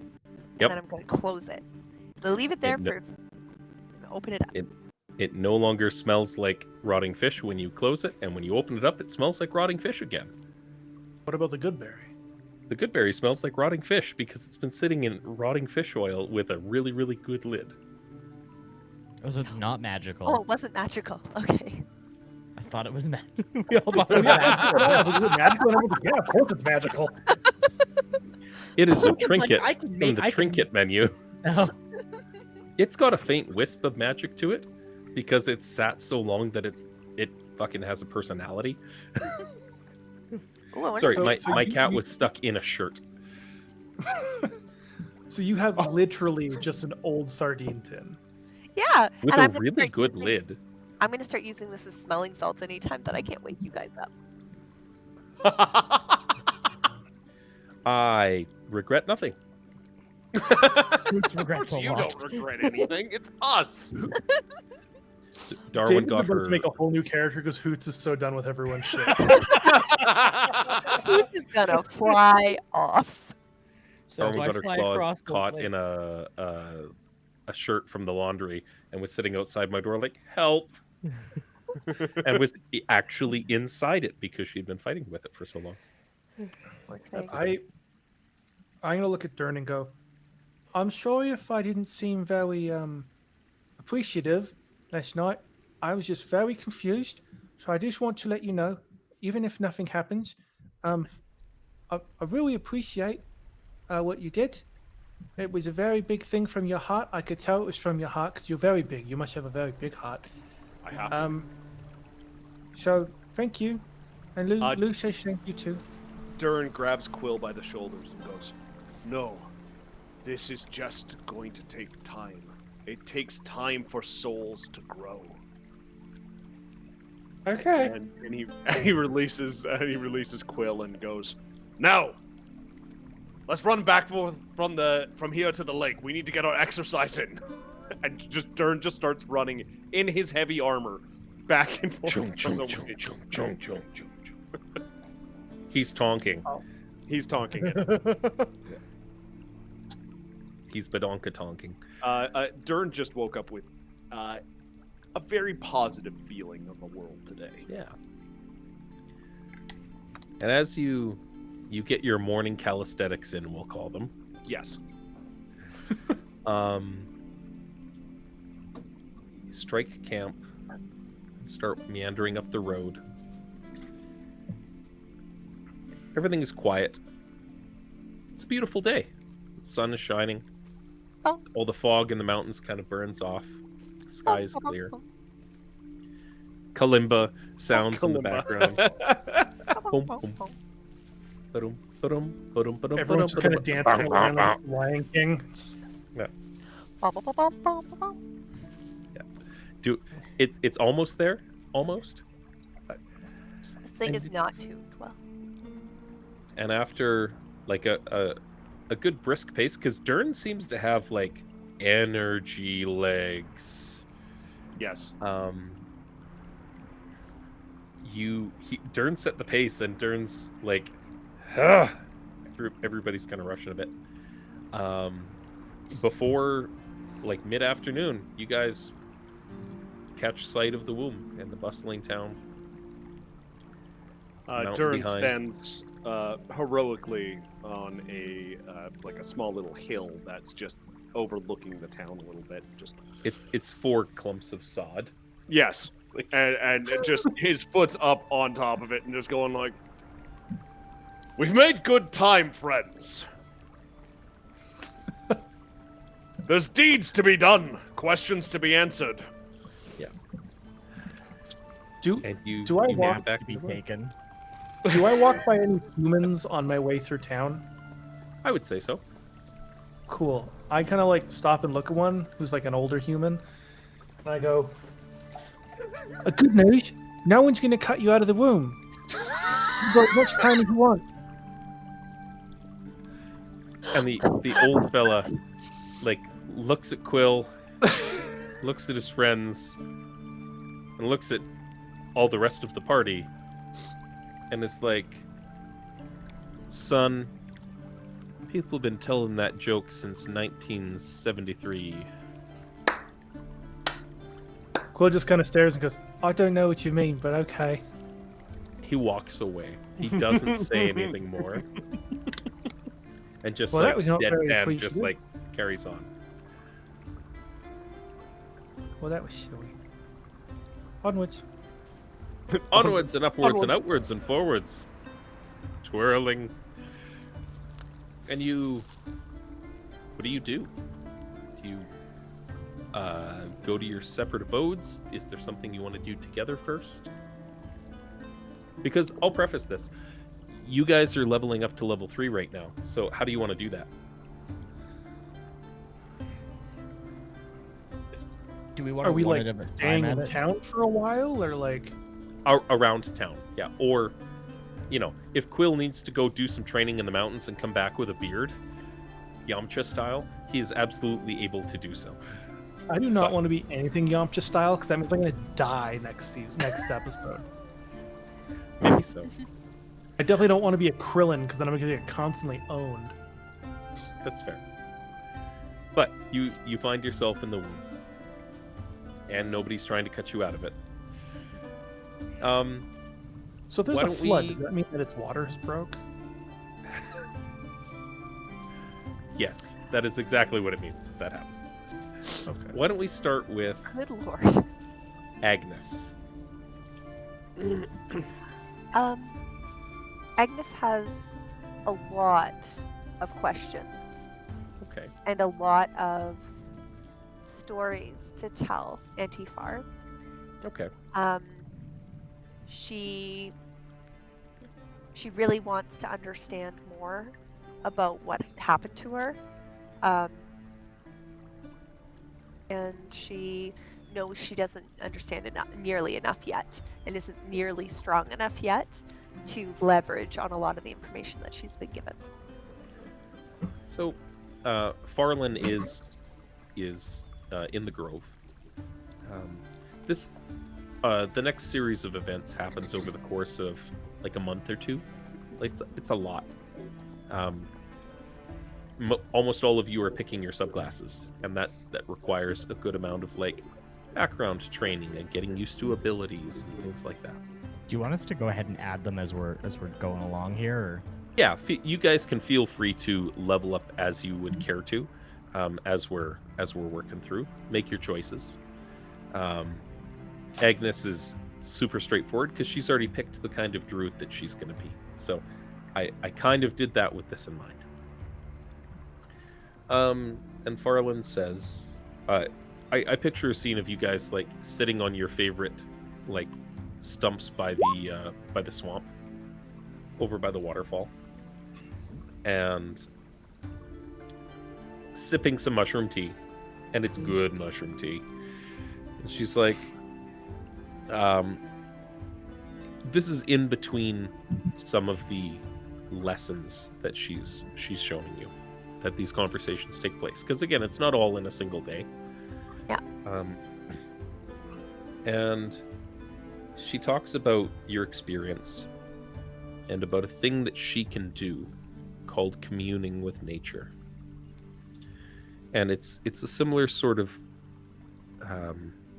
it's not the same, but it's what happens when you open yourself up even further than what you did, and you get a direct connection with either the nature around you or divinity. Sometimes you can do that with gods, any fae, things that fall into those sorts of power structures and hierarchies is what commune is for. And it's a similar sort of magic to something that she was showing you before with tuning in on objects. Like if she's like, if you lost your keys, there's a specific way that you can tune in to find that object and divine for it. And she goes through the motions of like locate object, for instance. She touches on your glasses. Your glasses help you see, right? Correction from your natural eyesight, and you can't see in the dark as well as Hoots or Quill can, or myself. But you can augment that with magic, and she goes through the motions of teaching you how to like. She touches your glasses, and it's all of a sudden you have dark vision. I'm creating my own like dark vision goggles. I like it. We just cast the spell on my glasses. Yeah, they're just glasses, but yeah. And she's like, and it's not just things that appear naturally in the world. There's things like different shifting of energy. Fire is a chemical reaction, but it's also kind of alive in its own right here, because there's magic that permeates everything that you might think of from chemistry, atoms and molecules and things of that nature. There are additional fiddly bits in the middle, and that was never really my cup of tea, so to speak, on understanding that. Callahan's explained it to me a few times, that there's some stuff in the middle. It's why electronics generally don't work very well here. Things just can't, they short out almost immediately. But Agnes nods. She doesn't get it. But she's like, yep. But you can harness some of those abilities, and she kind of pushes her hands around, and she pushes them together, and it swells out into a ball of fire, and it gets bigger and bigger and bigger until it's a 5-foot square in front of you. And she puts it off to her side and rolls it a little bit, and there's just a big flaming sphere holding there, and she's just absently like stirring her tea and moving her finger back and forth, and you see this ball of fire just like rolling around in the grove. She's like, you can think of the potential uses for being able to, channel the elements into your will. You have to really think about it. You can't, if you stop thinking about it and focusing on it, it'll go away. But I found it useful for blocking a door, or rolling into a place that I wasn't sure of things that were in there. You were telling me about that cave that you were in. oh yeah, that was there's a lot of stuff in that cave. And she leans in But and what she's if it like, burns things that you need? well, and I mean that's always a problem. It is a reasonably small thing for that sort of thing. I wouldn't do it in a library or a stable or anything like that, but I would have absolutely bowling balled this motherfucker down into a cave. She says, and she leans back and sips her coffee or her tea. Auntie Far, you say the funniest things. And then she reaches out to where the sphere is, and it wisps back to her hand in the form of a sword. If you need more control and you don't want, if you don't want to run the risk of burning this place to the ground, you can have a more focused control. And she demonstrates Flaming Blade, the 2nd level spell. It means you would have to get close to things, and that's always problematic, but sometimes maybe you don't have a choice in the matter. But and keeps working through the lessons with you. And she says, you've had an ordeal, and you've experienced something that most people don't. Very few people will ever hear back from any source of their divinity. Fenella is a demigoddess, and she belongs in, if you were going to break it down, in the pantheon of nature, but also into the Fey court. They are a tangential sort of thing. Nature gods and Fey gods are different, but often work together. Fenella, as I understand it, and in doing different bits of reading, is one of the few people, we'll say, beings, that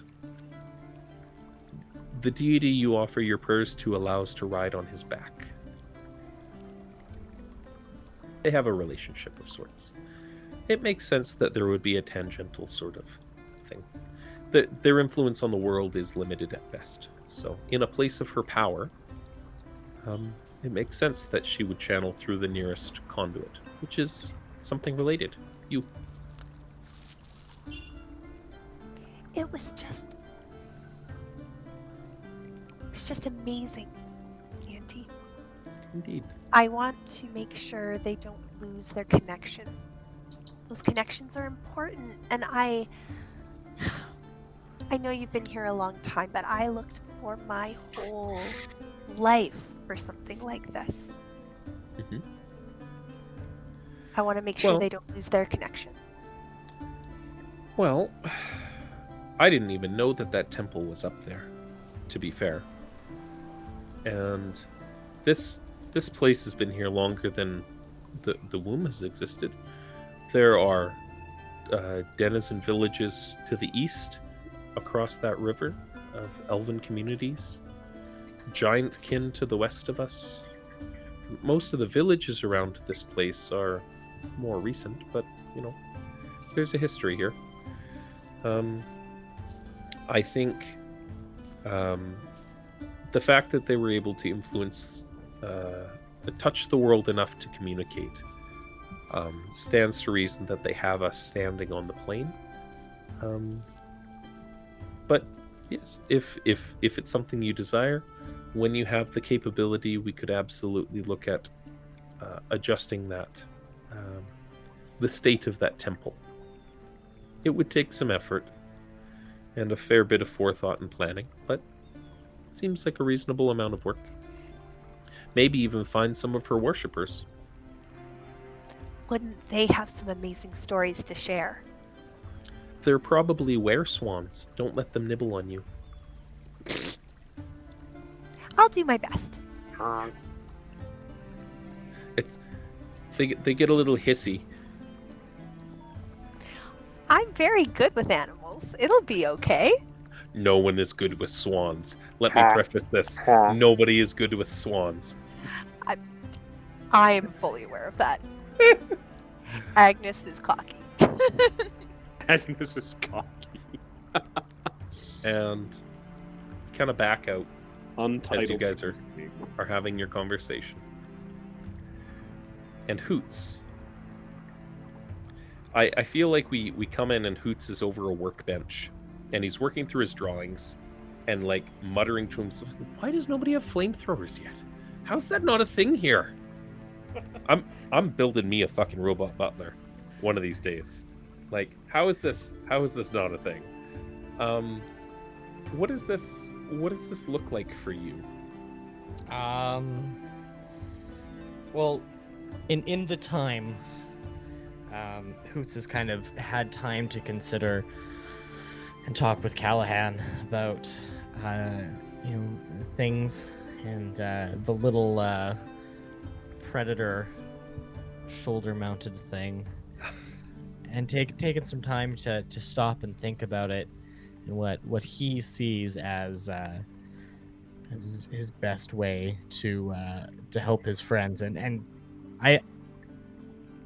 Oh. Hold on half a sec. We just lost David.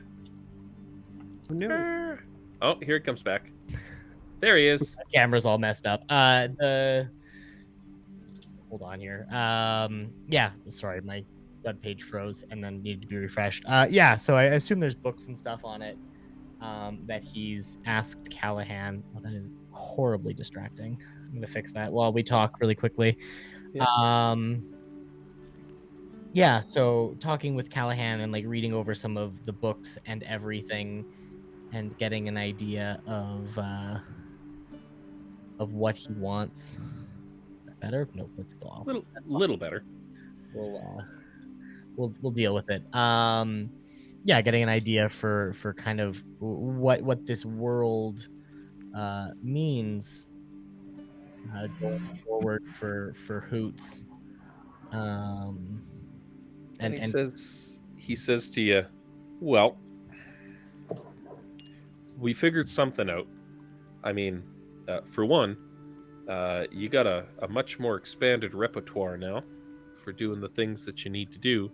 Now that you figured out, I told you the first day that you can change up your spells every day that you prepare your magics. And I don't know how that slipped your fucking mind. Things happen. Yeah, I suppose, but isn't that super inconvenient? Like the entire way through just being like, I guess I could shoot things in the face. He's busting your balls on it, something fierce. And he's like, well, the way I see it, you got a good head on your shoulders. And it's good to look out for your buddies. And I mean, One thing you could look at doing is the things that you make, you could strap onto them as well. Like, give my friends things to make, basically. Well, I mean,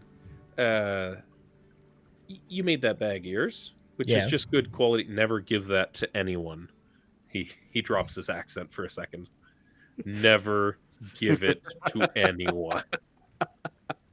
They'll find two of them and they'll shove them inside each other, and then you're fucked. Don't ever do that, by the way. Don't ever do that, by the way. He's taken your hand. He is visibly like holding you close, and he's like, "Don't you fucking dare." What actually happens in that case? Look up a bag of holding. You'll see. It specifies in the item. Yep. Okay. What I happens. almost had players do that in the game I ran, and I had to be like, I need you to understand your next actions will end this campaign. Look, it's a fuck around and find out kind of thing. And so he says, you could think about, like, eventually you're going to be able to make more than you know what to do with, okay? And when that time comes, outfit your friends. Give them a big old magic hammer and chant some plate mail for the big dumb lizard man. You know, something like that. You got a lot of options, right? Yeah. Make your well. You don't really need winged boots or anything, but I mean, you know, somebody could. It's a whole big thing. Yeah. Just a flying chaotic quill. Yeah. Oh no. You can never escape me. There's that. But yeah, plenty of things for you to do. You might. I don't say this lightly, but it might even be serviceable to spend some time up in the towers if you want. Learn yourself I can teach you tricks. They can teach you magic. They're Fair. a little bookish, but I mean, if secondary education's your jam, that's the place to go. If trades are what you're looking for, it's here. Well, I always said, go to a college, get knowledge, go to a university, and get stupid. I don't think that's how the quote goes, but I pick it up what you're putting down. Yeah. But it's fair. So what do you make from this as you hit level 3? Hoots is definitely going artillerist route.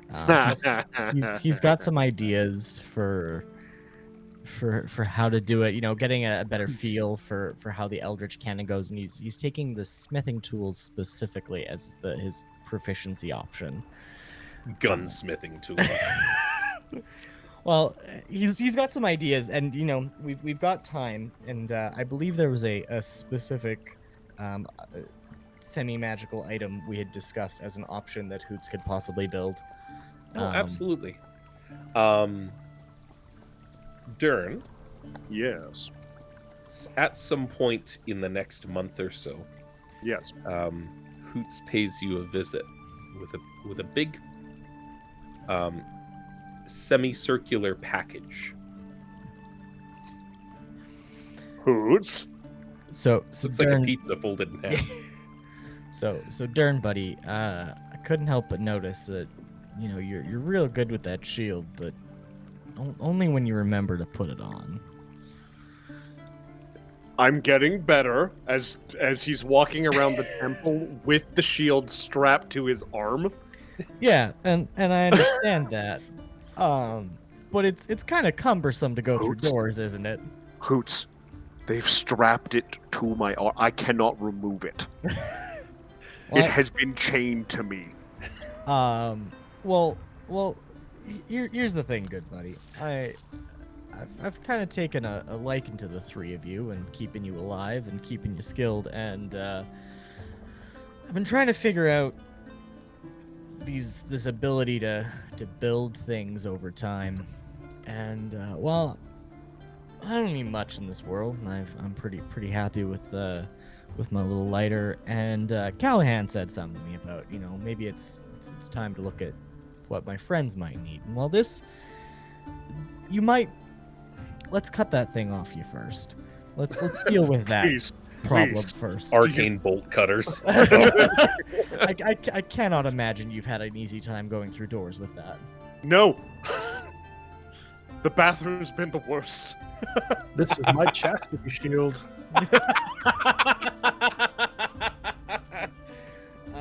You try making love with this shield. Not the kind of protection I was hoping for. Oh, God. I had it strapped to my arm the whole time. Well, so Hoots helps free Durn from his shield. He kind of holds it up and he goes, "Now, I'm gonna get you to put this on real quick. Just kind of strap it to your arm normal, and it should kind of feel a little bit better." So yeah, Durn attaches the shield. Yeah. Now give your wrist a little bit of a flick, and a shield pops out. It Oh my Um, god. it starts as like a slice of pizza on your arm, and it goes all the way around. Yes. So, as discussed, instead of taking a full action to get your shield on, you can do it as a bonus action with this. It is taking up one of Hoots' tinkering slots. There is only one. It's not like let's make 1,000 of these things. But yeah. That's awesome. I figured, there's lots of things I could do, but nothing felt quite as right as this. So, do me a favor. It took me a lot of time to figure out the mechanisms, and I've got all my sheets back at home, but it's a pain in the fucking ass to make another one. So I need you not to lose this one. Durn is very emotional at the moment and just boof. Just hugs Hoots and just picks him up and goes, "Yes, my friend, and I shall protect you all," and just like squeezing really hard. Hoots has hollow bones. This hurts. Yeah, this hurts a lot. I love it. And you know what? To Chat's point, I think it also adds an additional 4 Kama Sutra positions. But it only removed like 4 Kama Sutra positions. We zoom in on Quill. And what's Quill been doing over the last 2 months? And I will preface this with one thing. In the first few nights as you got home, you put Lou to bed where Lou goes to bed. And when you wake up in the morning, Lou's in a different spot than when you put him. Sometimes it's like a foot away. One time it was up on the table.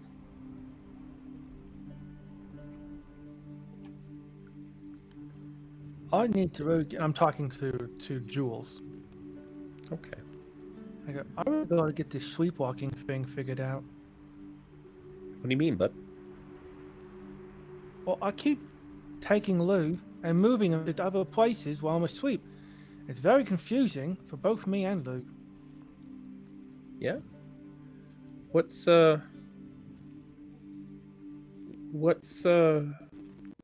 been doing? What's going on? I keep putting him in weird places. Okay. Do you feel like something's overtaking your body? Do we need to hunt something down and murder it brutally? Oh, no. I've just been having weird dreams and I just wake up and I've been apparently walking around. Well,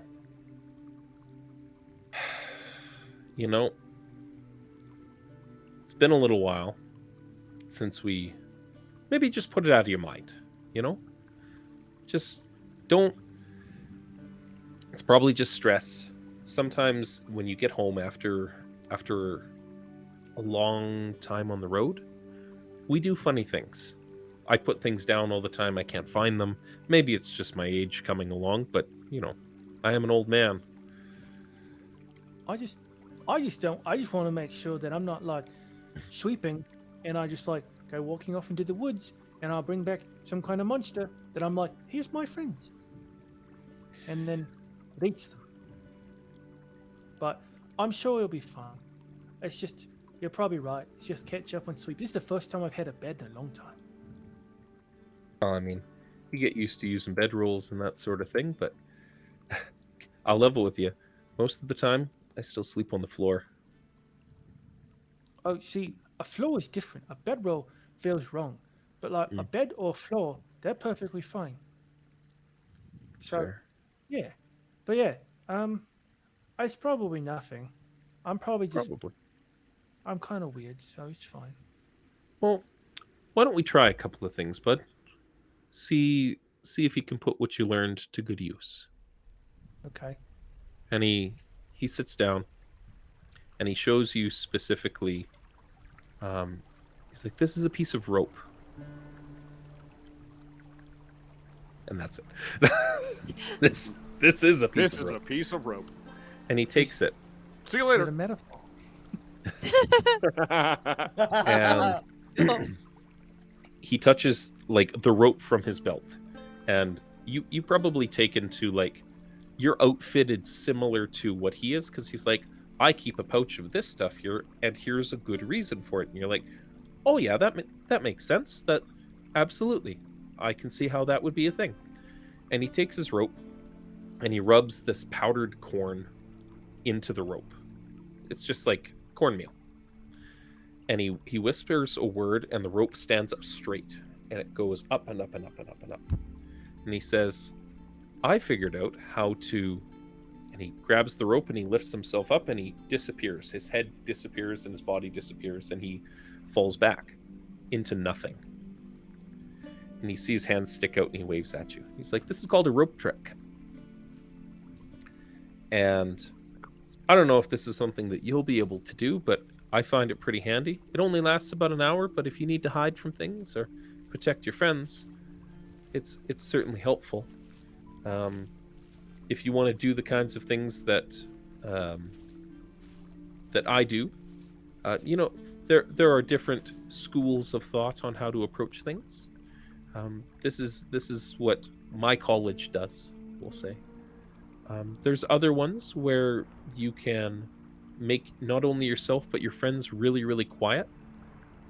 And I think you've seen Agnes do this before with Pass Without Trace. And he 'Cause takes. I thought Jules was a ranger. He's a Gloomstalker ranger. Oh, So you he said has college. I was thinking bard. Yeah. He's using the general wording of it. And he takes a little bit of that mistletoe that he's got, and it kind of burns in his hands, and he lets it go, and you see the shadows just kind of creep out, and all of a sudden you can't hear the creak of your armor anymore. And I it's don't like this. Where are you? no, How'd you like go?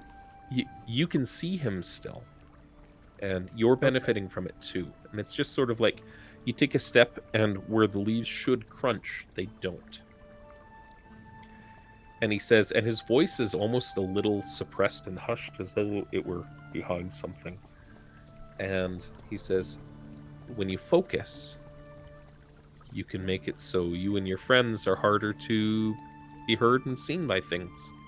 It's a pretty useful trick for everybody. Sometimes it gets challenging fighting by yourself. And it can be really useful to call a companion to your side. And he pulls out a little piece of fur. It looks like a piece of leather or hide. And it's got some jeweled beads running through it. Very similar to the sort of like jeweling that Lou has for eyes, like the nice marbling, the polished stones.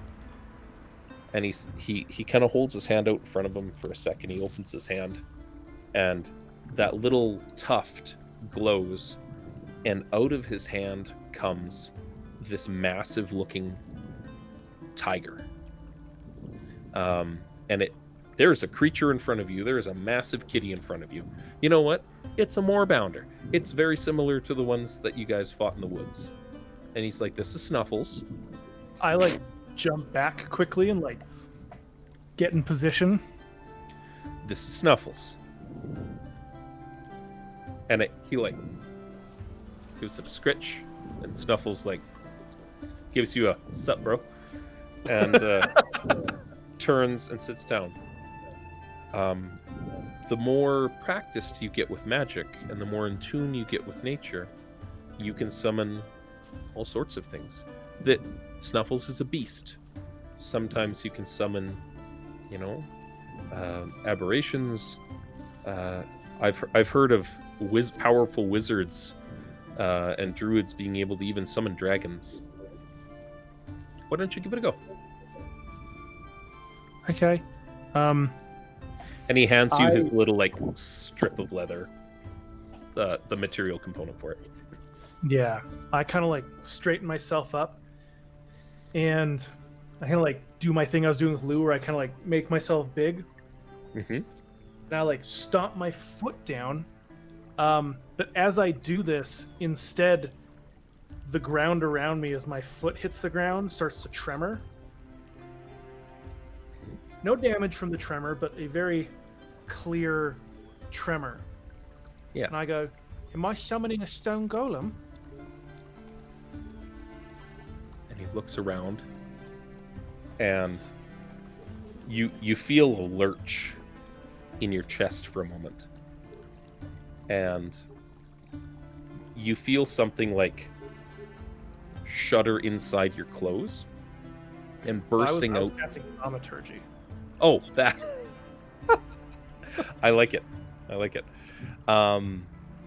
Yeah, it shudders and goes. And he's like, not quite there yet, bud. Not quite there yet. Cool. And he Yeah, he I'm pushes the component into your hand. He's like, just keep practicing.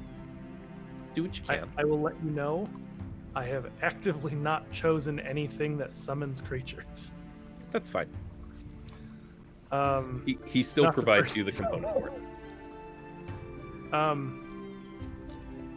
I kind of like pause for a second, and I'm like, what about this one? And I do the same thing again, and I kind of like get big, and I go to like kind of like just like give like a hiss, but it comes out as this like incredibly loud like booming roar. Yep. And I'm just like,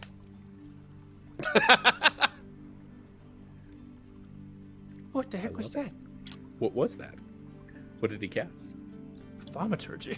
Again, thaumaturgy. I love it. I love it.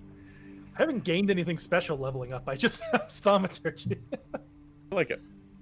So you take some time, and we zoom out, and Quill continues his training. Roar. Durn, Yes. you find yourself sitting in your chambers, that small chamber with the balcony, and Durn's probably looking out right now. yeah. You have a fancy new shield sitting on a table over there. That you're like, shield goes out, shield goes in, shield goes out, shield goes in. And he does that for like at least 5 hours every day. No. Yeah. And you're like sitting cross-legged on the balcony in your quarters in the bennies. And you hear a familiar voice behind you. And as you turn to look, you see an obsidian-colored kobold sitting on your bed, knees crossed, toga-style, crimson and black robe that's belted at the waist. And there's this strangely familiar curved dagger with a large ruby on the hilt. Well, Durn, I've got to hand it to you. You agreed to be my ride. I guess we're here. Didn't we work hard for him, though? Didn't we prove ourselves? Durn turns and wordlessly just mouths Sart. Sart. And he says, "Oh, maybe you do remember a few things." And he takes the knife and he like picks his a long clawed finger and he says, "Be seeing you, Durn." And he wisps away and he's not there anymore. And that's where we end the session. Yeah. So that's the thing. You guys level up to 3. Quill learned a whole thaumaturgy. Oh, and we got our first, we got our first spam bot in chat asking us to buy followers and primes and viewers. Woo! No. I'm thank gonna ban them. Yeah. Got 5 minutes to go. Good job. You didn't die. No. I didn't have any combats planned, but you didn't die. James, thank you so much for this first arc adventure. Yeah. This has been an absolute blast, and I think I speak on behalf of everybody, and I wish you and your wife health and everything in the next little while. Maybe a few hours of restorative sleep that we will absolutely not be getting, but I understand and I appreciate it. And I'm hoping, as I watch you guys over the next couple of weeks, that Melissa doesn't murder you all. I make no promises. Your choices have consequences, and the bad guys want to kill you. Absolutely. 4. What was that, Mac? So I just want to get to level 4. Yeah. Also, I actively don't have. Sorry, my other change was I don't have Goodberry anymore. I chose Cure Wounds because I do not ever remember to make good berries. That's fair. It's all good. It matches your playstyle. Yep. I'm very excited for what the next chapter of our campaign is going to bring for us. Obviously going to be a little bit different. We're going to miss you, James, but it's going to be a lot of fun. And yeah. So we'll be kicking off next week with an introduction to our newest PC. Mm-hmm. And we'll kind of see where we go. The character I think they're playing, they're pretty cool. It was the character I think I was there for during that one discussion, Yeah. right? Yeah. Yeah. Oh, God, I love it. No spoilers. I'm so excited. It's going to be great. Do you not know? No, I know. Yeah. Does No, I Melissa know. No. Oh. I'm saying there's people on this call. There's people right now that know details. Don't tell the audience anything. Yes. Oh, no. Of We course get not. to know. Ha ha ha ha. It's going to No. be fantastic. It's going to be great. Yeah, so schedule-wise, we're going to have 4 weeks of Melissa, and then 4 weeks of David's game, and then 4 weeks of Melissa, and then some charity stuff, and then we'll see. Don't we go back pointing to at- you? Ideally, yeah. No, wait. No, Okay. No, I'm trying to point at the people who are running things, and I'm realizing that you got everything to is point to back- your top left. Yeah, to my top left for Yeah. Melissa, and then Yes. this way for David. No. Same No. on the left. Oh, it's on the left. Okay. Yeah. You go I up. love it. and say, for you, it's for me, it'd be like up is Melissa. Let's find somebody to raid out to, shall we? Anybody have any suggestions? Ooh. Thank you as always to an amazing chat for being so Mhm. engaged. Really appreciate that. It's great to have you guys supporting us, so thank you very much. Absolutely. Indeed. And James, we will try to make sure we don't ruin your world. Oh, it's fine. I have some constraints in place just in case. No, that's how fair. about That's DG fair. Online? DG Online, I can work with that. How many folks they have on the go right now? Mr. Rintoul, Mr. Ryan, Mr. Sir. Are you talking about Dad Gaming Online? They have Could be. 8. 8. You know what? That seems reasonable. Let's go to DG Online. David, would you like to do the honors, or would you like me to? I can definitely take care of that. Awesome. Gives you a chance to do our outro while I set this up. Yeah, absolutely. Thank you, everybody, for joining.